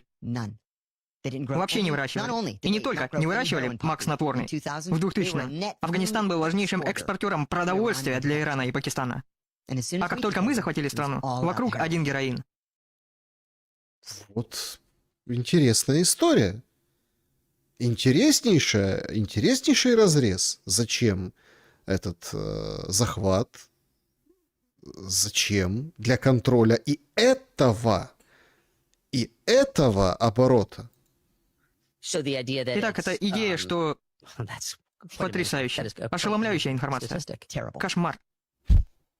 А на всех этих встречах, где эти стратегии вырабатывают, кто-нибудь сказал, мы же Соединенные Штаты, мы не можем наводнять другие страны героином. Это же такая подлость.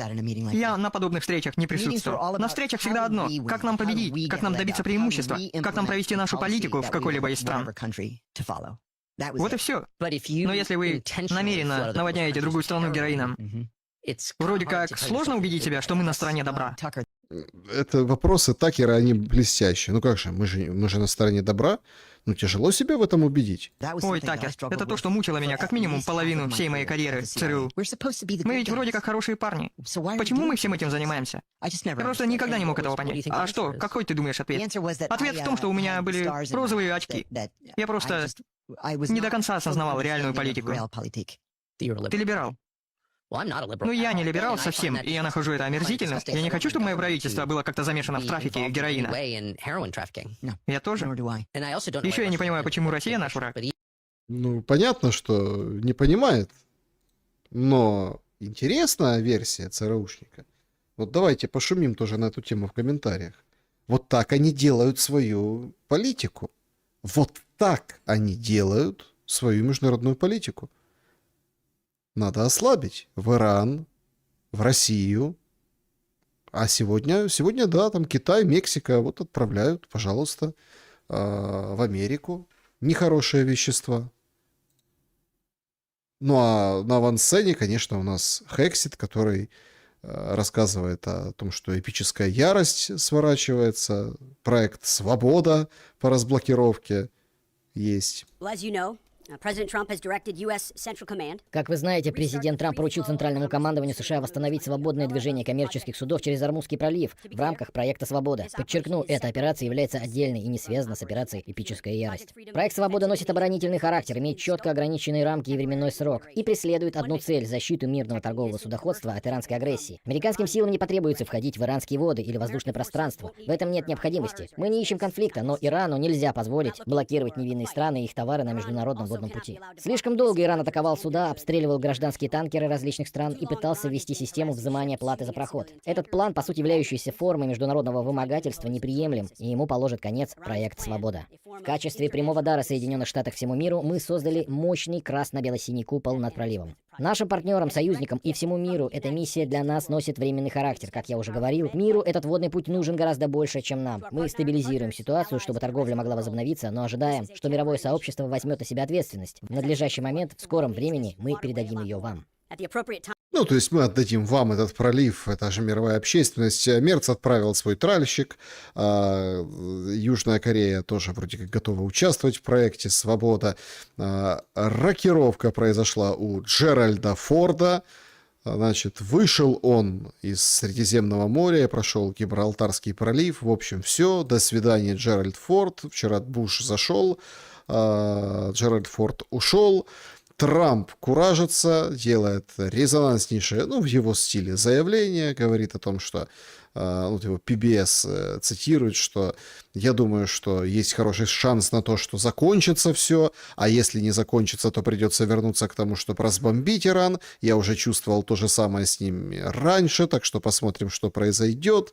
Значит, отправка Уиткофа и Кушнера, зятя, на переговоры пока маловероятно, да и вообще все маловероятно. Вроде как Иран отвергает непосредственно отвергает вот эти все вещи и информацию Axios о том, что будет какая-то договоренность, а Axios, говорят, будет четко, вполне вероятно, в ближайшее время договоренность. Трамп ее не исключает, Иран отвергает. Аргачи встречается с Китаем, ну, с представителем, с коллегой из Китая. И они хорошо поговорили. Наши китайские друзья также считают, что Иран после войны отличается от Ирана, каким он был до нее. Он укрепил свой международный статус, доказал свою состоятельность и силу. Поэтому впереди нас ждет новая эра сотрудничества между Ираном и другими странами. Были рассмотрены все текущие вопросы: война и пути ее завершения, продолжающиеся переговоры, вопросы, связанные с мирной ядерной программой Ирана, обсуждение санкций, все двусторонние отношения, а также дискуссии об Ормузском проливе.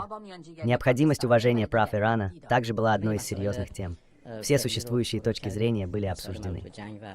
Все обсудили, обо всем договариваются. Что произойдет дальше, мы сейчас увидим, но, судя по всему, все вот и здесь даже идет к какому-то логическому завершению. Здесь, но не в Украине. Конечно, все заслуга председателя Совета мира. Вот, пожалуйста, официальный логотип международного аэропорта в Палм-Бич, в штате Флорида, Соединенные Штаты Америки. Ну, Нобелевку ему обязательно нужно дать, понимаете? Он еще и Нобелевку получит. Ай, посмеиваются, конечно, над ним его политические оппоненты.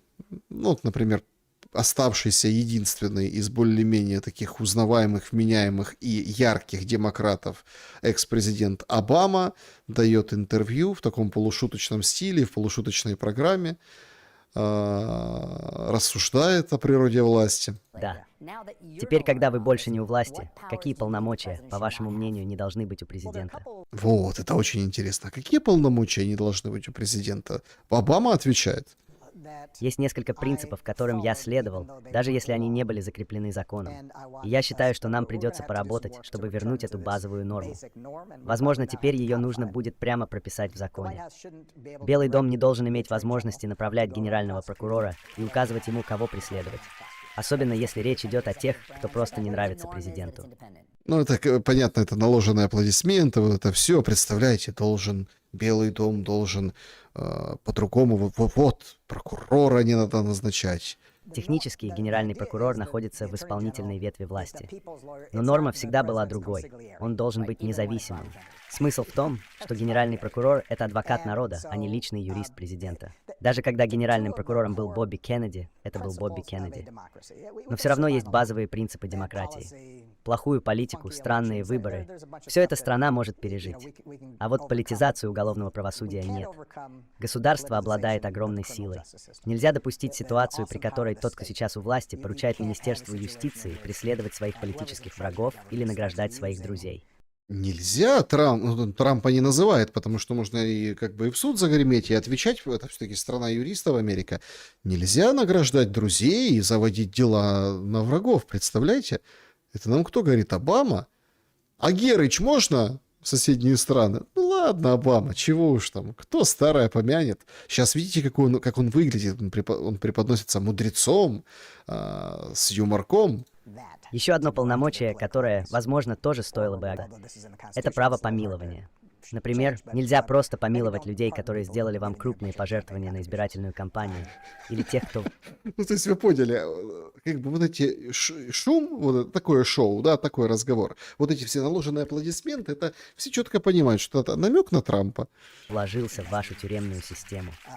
Поэтому нужно восстановить ощущение, что Министерство юстиции независимо, когда... И еще один принцип, которого, на мой взгляд, президент Соединенных Штатов должен придерживаться. У него не должно быть параллельных личных бизнес-интересов. Да ладно, бизнеса не должно быть, параллельного бизнеса. В которые компании и иностранные структуры могут вкладывать деньги. А насколько все это просто зависть из-за того, что вам не пришло в голову продавать кроссовки, когда ваши кроссовки были на пике популярности? Вы же это знаете, правда? Или хотя бы банковскую монету. Или хотя бы монетку, или кроссовки, или кепки, или что-то еще. Ну, это как бы пошутил, но как бы не в сторону Барака Обамы, а в сторону Трампа. То есть мы видим, что демократы, ну, они не полностью разгромлены. Там есть как критиковать и интеллектуально, и с юмором, и без юмора, и в лоб открыто, и так далее. Ну, хотя, конечно, если честно, я не очарован Обамой аж никак. Аж вообще никак. Потому что, ну, это все равно какая-то... Это он сейчас, это, как, видите, как вот люди, которые ностальгируют по времени Порошенко. Ну, неправильно делают. Прошло, кстати, 7 лет. 7 лет уже можно и забыть, как было при Порошенко, но такого не было, как там при Зеленском. Поэтому я уверен, что особой ностальгии по Обаме вряд ли можно найти, но в принципе есть. Он все-таки был там раньше, понимаете? Раньше. Это не прошлый президент Байден, которого все помнят еще. Это вроде как Обама. Это все немножко были моложе, и всем казалось, что было гораздо лучше. Но по большому счету идиоты же у власти. Идиоты. Отрицательный отбор элит. Вот так. Так что не стоит чувствовать себя так, как вы сейчас себя чувствуете. Я тоже чувствую себя немного подавленным, правда? Ну, в общем, Бэтмены, вот это все. Идет нормальная прокачка. Идет нормальная прокачка. Вы чувствуете себя подавленным, там не хватило тестостерона, обложки. Все понятно. Готовится реванш демократов. Готовится реванш, и его ждут, готовят с разных сторон. Я не знаю, что спасет Трампа, разве что то, что он рассекретит НЛО. Американские пасторы массово сообщают о какой-то встрече, на которой представители американского правительства якобы говорили, что готовы открыть правду. Информатор по поводу НЛО Дэвид Груш заявил, что раскрытие информации об НЛО резко активизируется в течение следующих 60 дней. То есть вот скоро мы все узнаем. Ну, или, не знаю, или какая-то другая сенсация может спасти Трампа, кроме НЛО. Ну вот, например, такая, что, если честно, это прям сенсация отчасти. Северная Корея исключила из Конституции упоминание о том, что с Южной Кореей надо объединяться. Впервые закреплено в Конституции описание своей территории, где указано, что КНДР граничит с Южной Кореей, как с отдельным государством. Поправки приняли в марте. Это официально закрепляет курс Ким Чен Ына на отказ от идеи захвата Южной Кореи. И также обновленная Конституция прямо называет Кима главой государства.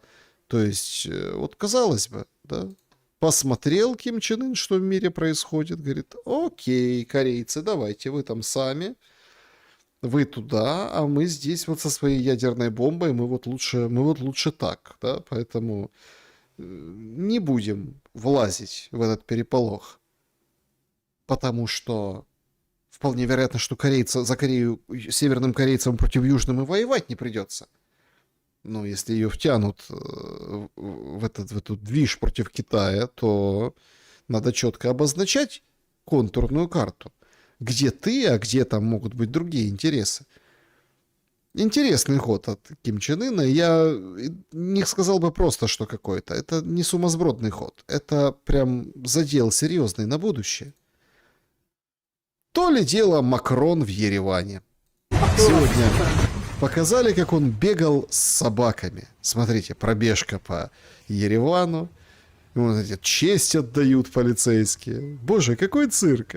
И бродячие собаки уличные прибежали, так сказать, поприветствовать Макрошу. Макрон! Как дела? Погладь. Дай хоть щепотку сухого корма. Смотрите как. Смотрите. Слушайте. И не боится, что блохастая. И не боятся, что... Ничего, все, пошел, погладил и пошел ручкаться со всеми своими партнерами. Чтобы, так сказать, все были. Уезжал Макрон особенно тепло от Пашиняна.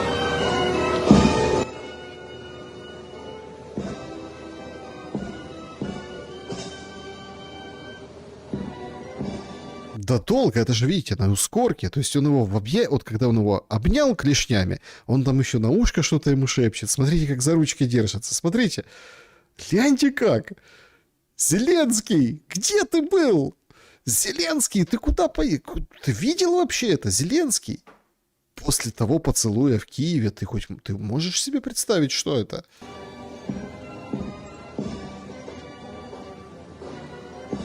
Ай, еще, ой, давай. Ну, пока. Ну, давай, счастливо. Счастливо, давай, пока.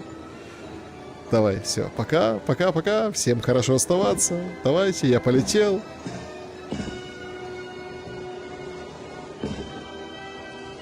Вот так вот. И надо остановиться посредине трапа и помахать еще. Сердечки, сердечки, воздушные поцелуи. Он улетел, но обещал вернуться. Все, все, все. И потом следом уже, когда он зашел, по протоколу забегают все остальные. Вот это вот я понимаю. Сейчас, наверное, выбежит опять... Не все воздушные поцелуи. Не все воздушные поцелуи отправил. Вообще, конечно, вот это мракобесие, которое происходит с уважаемыми умными людьми, с отсутствием достоинства, с отсутствием какого-то такта, дипломатии, протокола, понятий каких-то элементарных, оно раздражает. Вот спросили у армян по поводу Пашиняна.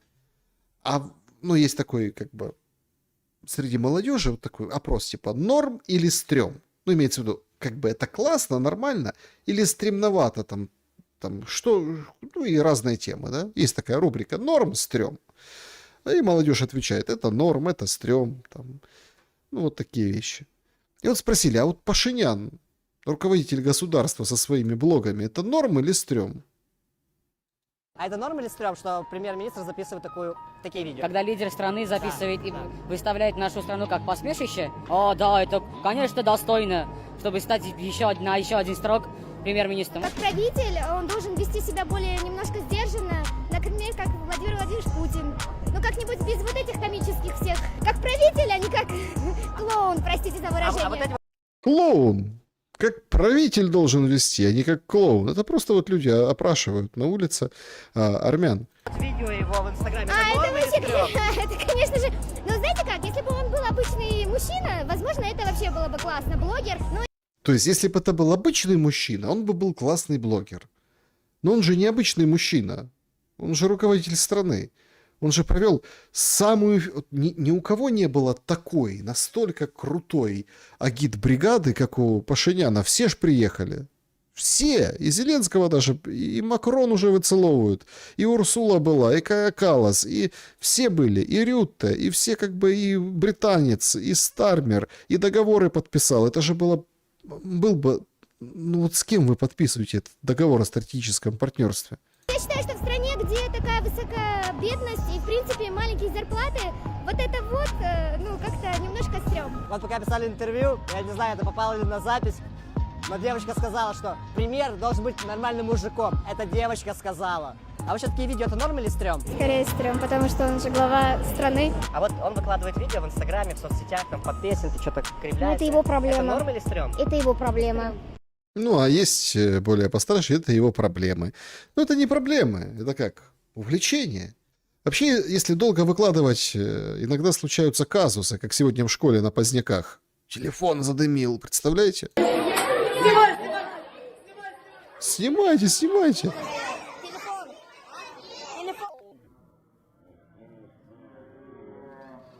То есть чего-то вычудили подростки, согнули этот телефон.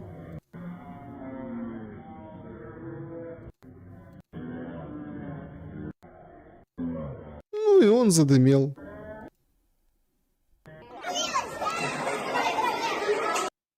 Вот так вот, на всю школу. Я думаю, у Пашиняна тоже это случилось. Главное, что рано или поздно все равно станет явным. Вот на этом хочу основную часть шума завершить я сегодня. Это вот самое главное. Рано или поздно станет все равно все явным. Значит, крокодила в ЮАР забрала полиция. Крокодил — людоед. Случилось это вот 3 дня назад. Следователи считают, что он съел человека. И там нашли, помимо останков человека, 6 различных пар обуви. Значит, они ДНК останков проводят сейчас, чтобы установить личность погибших или погибшего. Ну, там 6 пар обуви, это вполне вероятно, получается, он их переваривал. То есть это, ну вот, я думаю, что с вертолетом или нет, вот эти людоеды, они все равно будут подвешены. И они не прикроются за маской крокодила Гены. Вот такой вывод. Друзья, давайте подведем итоги нашего сегодняшнего опроса. Всем большое спасибо, что проголосовали. Празднуете ли вы День Победы? 4% нет, из-за войны перестал. 7% нет, до войны как-то не особенно праздновал. 24% отмечаю, не праздную, потому что для меня это День памяти. 65% празднует, для них это праздник. Я как бы не буду метаться между большинством и вторым местом, я за большинство, это все равно большой праздник, именно праздник. И День Победы надо праздновать, потому что там, как там не рассказывают, все рассказывают, вот, никто не вспоминал войну. Товарищи, ну давайте так, это праздник живых, это праздник потомков, это праздник гордости. Ну, как в песне поется со слезами на глазах, но это праздник гордости за то, что в эти очень тяжелые, непростые времена, но все равно как бы наши предки смогли добиться победы. Такой понятной. Не вот это вот все, что сейчас, а вот понятной и четкой. Рейхстаг, пожалуйста, Берлин, вот и все.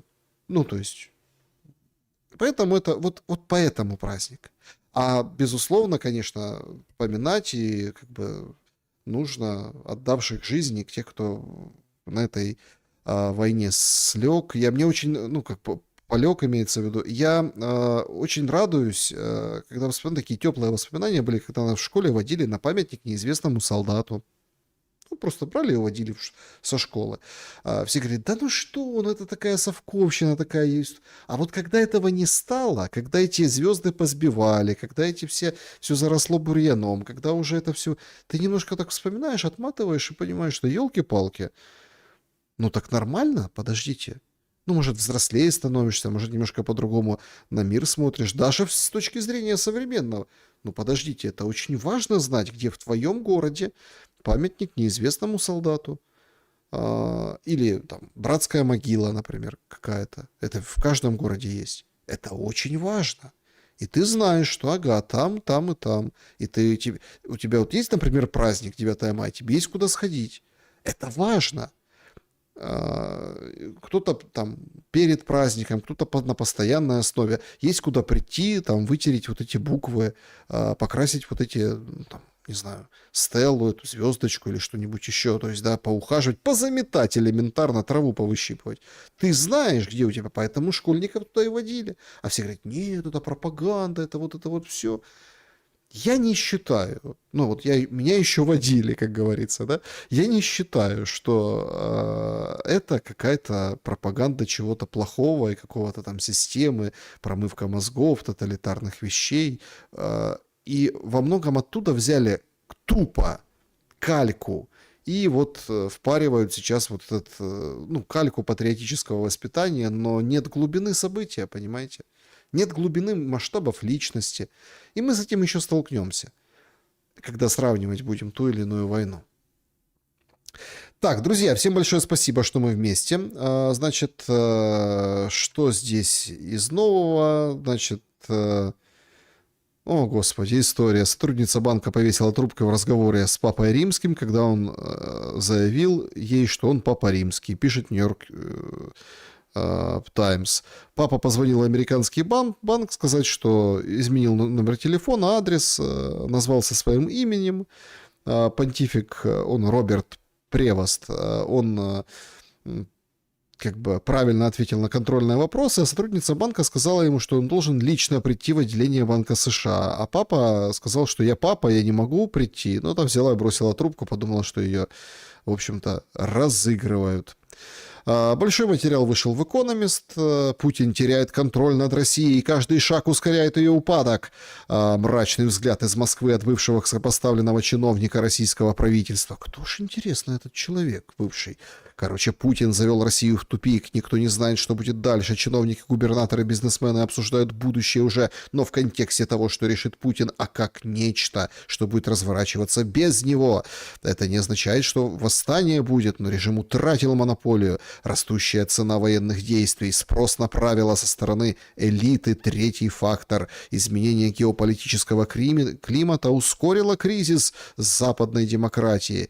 Европа покупает газ в других странах вместо России. Короче, ужас, ужас. Все факторы создают ситуацию, когда в шахматах неизвестно, как цугцванг.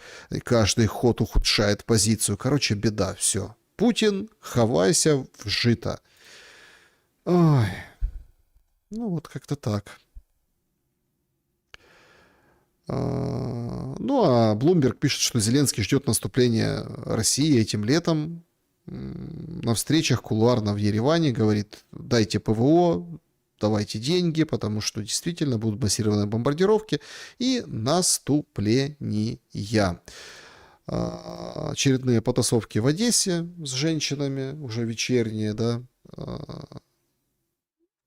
взятки за бронирование. И Трамп заявил, в течение последних 24 часов между США и Ираном проводились продуктивные переговоры, существует вероятность заключения мирного соглашения. В общем, по сути, мало что нового, но тем не менее.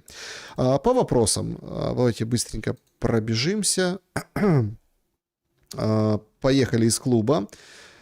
Так. Вот Алла пишет. Александр, здравствуйте. Можно ли попросить вас поздравить меня с днем рождения? Извините за наглость, если нет, то нет. Аллочка, конечно, с днем рождения у вас. С днем рождения. Всего вам хорошего, мира, благополучия, радости, красоты, весенних лучей и жарких ночей. В общем, чтобы все было прекрасно. И деньги были. Ну а самое главное, чтобы был мир на нашей земле и в нашей голове. Самый тяжелый груз, который мы носим, это все равно в нашей голове. Давайте, чтобы все было легко. Вот с клуба зрителей, видите, как поздравил человека с днем рождения. Спасибо большое, что присоединяетесь к этому закрытому сообществу. Сообщество YouTube. Ну, идем в том же порядке, как и всегда во всех прямых эфирах. В сообществе YouTube, значит, пишут: добрый вечер, с наступающим Днем Победы. Ваш бывший собеседник, который сидит в Словакии и воюет фейками, искаженными новостями, сегодня, собрав по ней донаты, улетел в Хорватию отдыхать. До этого он типа собирал на 9 мая. Вопрос, как все это лицемерие удерживается в одном человеке? Человек бездонное существо, в нем удерживается очень многое. Ну вот посмотрите на Зеленского. Вот посмотрите на Зеленского. Вы говорите, в этом, там же, множество лицемерия удерживается. Опять-таки, вот в чем чем я, например, как бы очень благодарен вам, уважаемая моя аудитория, тем, что нет вот этих всех вещей. Там, я собираю там на то, на 5, на 10. Нет, ребята, если есть возможность, если вы чувствуете, чувствуете, что вам нравится и вы хотите поддержать, пожалуйста, есть все ссылки там в описании, в чате, QR-код, если опять работает сервис, есть разные сервисы, которые работают, не работают, и пожалуйста. Но вот это вот все, а потом, чтобы, скажем так, вот потом мы там поедем куда-то отдыхать. Я не буду говорить, кто там за какие ездит, не ездит, дело не в этом. Дело в том, что должно быть все открыто. И если ты собрал на что-то, ты должен взять, показать не просто там черти что, а должен показать списком, тратами, конкретно. Ты же собрал у себя и покажи. То есть, если ты собираешь на себя, так и говори людям, я на себя собираю. Вот так, вот на себя, на жизнь.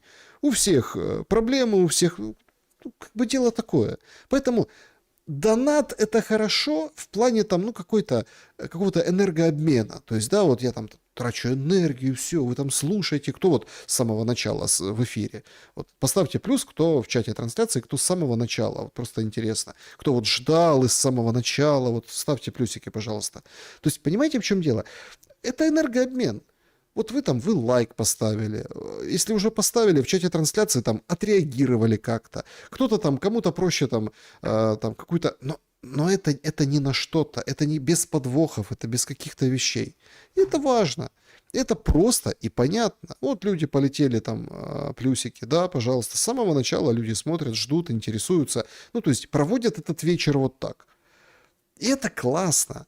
Но вот эти все подвохи, я считаю это омерзительным. Если это подвохи, я никого, того, кого вы привели в пример, ни кого-то другого не обвиняю. Это повсеместная история. Все говорят, мы собираем там на что-то, на кого-то, а потом себе в карман. А кто говорит, 20% можно себе в карман.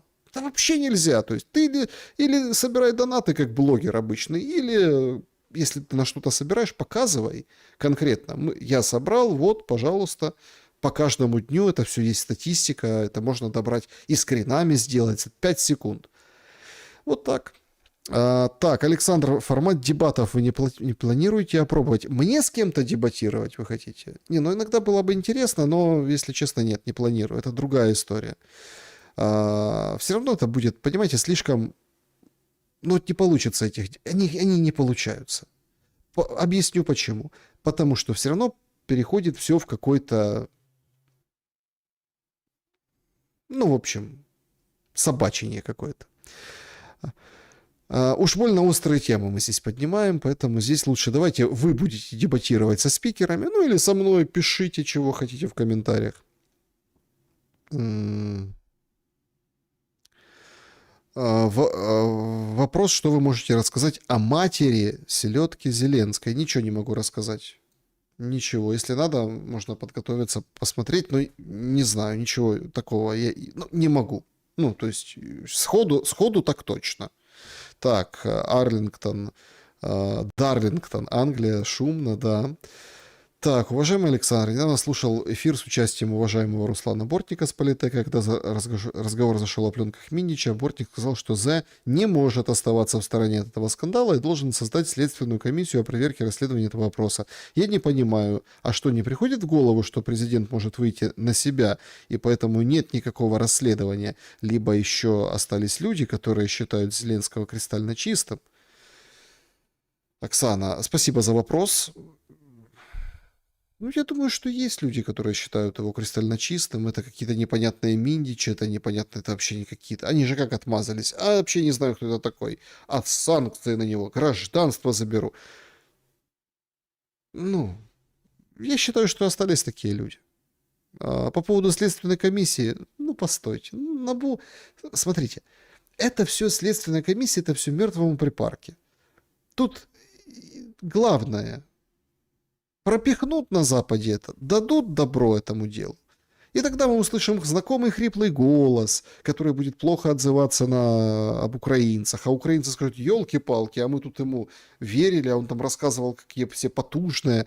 Они услышат какие-нибудь суммы, Ермака услышат, понимаете. А то он скуп был на комментарии. А тут прям услышим, как он прям разглагольствует. И все ахнут и поразятся. Вот это будет важнее. Тем более, что там всегда можно отмазаться, что что отсудиться. Здесь дело не в суде, здесь дело в общественном восприятии всего происходящего. А пока, вот видите, пока есть война с Россией, все и держится. Вот представьте на секунду отключить просто войну. Хорошо, не войну, давайте так, боевые действия, или давайте даже не так, отключим, давайте обстрелы вдалеке. Ну вот как, представим, война чисто на линии фронта. Вот там они в зоне каких-то 20 километров друг с другом воюют, туда-сюда, а везде тихо. И вот там оно там воюет, туда-сюда, а везде тихо. Да я думаю, он посыпется вообще, этот Зеленский, со своим рейтингом. Если люди нормально заживут, спокойно, ну и мобилизация, конечно, как фактор, ТЦКшники, я согласен, но убрать вот этот момент войны, опасности, которым можно прикрываться. Да если вообще убрать эти обстрелы и все остальное, и эту угрозу, и вот эту всю там пропаганду, то и ТЦКшники посыпятся. Митя. У нас много боевых баб, одни утверждают, что хотят продолжения войны, иные защищают мужчин, уступают противоборство с ТЦК. Так все зависит от женщин. Да, Митя, в этой жизни все зависит от женщин. Все ради женщин, потому что женщины, ну или непосредственно по научению женщин, потому что каждого мужчина воспитала женщина, мать. Так, что тут у нас в чатике трансляции, друзья? Спасибо большое, что пишете. Плюсы летят. Так, Сибирь. 3.45 смотрите. Ничего себе. 3.45 в Сибири. Ёлки-палки. Спасибо большое, что мы вместе. Не забудьте, друзья, поставить лайк. Александр, караси клюют у тебя на чужбине? Рыбачил? Нет, не клюют караси, не рыбачил. Ну как, рыбаком был давно-давно. Ну, в общем, ни снастей нет, ничего. Не рыбачил. Саша, здравствуйте. ЧВК коснется всех мужиков после войны, даже ухилянтов. Ваше мнение? Спасибо огромное. Конечно, всех, потому что они всех собираются грести. Конечно, всех. А сколько там их осталось, этих мужиков? Ну, вот так, давайте так, навскидку. А сколько там их осталось? Вот так вот будем дерзко немножко разговаривать, да? Много? Ну, значительно меньше, чем было. А сколько из тех осталось, которые плюс-минус хоть что-то могут, ну, имеется в виду, воевать, могут, даже вот объективно имеют здоровый ум, нормальную какую-то физуху, плюс-минус хотя бы, там, не супер-пупер, держать в руках оружие и так далее. Вот они вот это прогоняют через это горнило. Как вот этот отбор, да, закон джунглей, да, как это, кто сдох, тот лох. Понимаете? Все. А потом же заканчивается война. А ты кто? Ты кто? Командос? А где ты будешь командос работать? Завод твой разбит. Чиновником тебя не возьмут. Лестницу, вертикаль вверх, не будет этого, забудьте. Не будет. При Зеленском вообще забудьте. Ну вот мы просто моделируем. Зеленский остается, война заканчивается. Не помните, у него было в программе в 2019 году социальный лифт? Где он?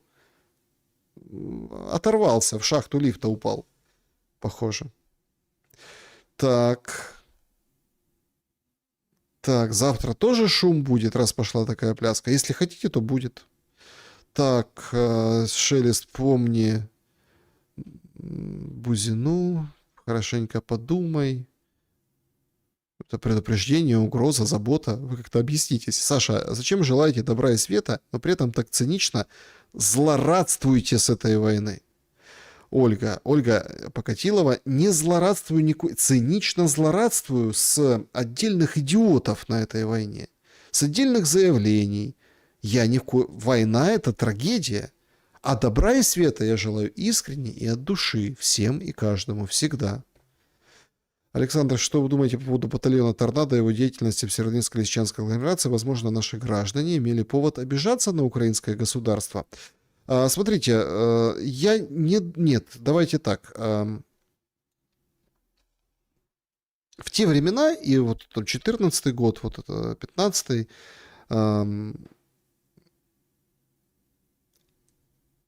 нет, безусловно, смотрите, вот эти батальоны добровольцев, которые отправили, да, которых точно так же воспевали пропагандой, их героизировали, безусловно, нет, там, отчасти можно сказать, что, конечно, человек военный, он занимается, но у любой сцены военного какого-то подвига или какого-то там, какого-то события, да, свершения, есть же и закулисная история. А там за кулисами и воровали, и людей, и деньги, и машины, и что плохо лежало. И вот это торнадо просто потеряли берега. Они забаррикадировались в школе, был штурм. В общем, их потом посадили, в общем, распустили, расформировали. Ну, такие уголовники, что поделаешь. Но под украинским флагом и именем Украины они на фоне вот этих добробатов выпустили. Хотя в самих добробатах тоже были. Вот есть нормальное, а есть вообще просто оторви и выкинь. Потому что это сброд, понимаете? Как говорили у нас там, сброд-комброд. Вот этот сброд-комброд, вот на кого нападешь и на кого нарвешься. Поэтому моя позиция всегда была из 2014 года. Никакого, абсолютно. Должна быть стена между военным и гражданским. Это вообще надо помогать. Я понимаю, что сейчас это, конечно, звучит как бред какой-то. Никакой военный, ни свой, ни чужой, ни третьей страны гражданскому не друг. Это враг гражданскому человеку. Потому что военный человек этого гражданского, он видит в нем совершенно, он не видит в нем там или угрозу видит, или способ использовать видит, или как бы чем поживиться. Причем это все в разных формах. И тут независимо от того, с какой кто стороны. Это поле боя, если на вашей территории есть вот этот военный, а рядом и чем ближе к месту, где стреляют, тем опаснее любому гражданскому. Независимо, что на шевроне. Это правило войны. Надо максимально избегать скопления военных, военную технику. К сожалению, вот теперь эти правила узнали большее количество регионов, и в Украине имеется в виду. И я думаю, что просто опыт на собственной шкуре это поняли. Так. Спасибо за труд, за атмосферу, и вам тоже. Больше шума, вокруг шум, не кипишуй, пусть так, все ништяк. Так. Спасибо, друзья, всем большое за этот вечер. Всем мое традиционное добра и света. Хорошо пошумели. До скорого.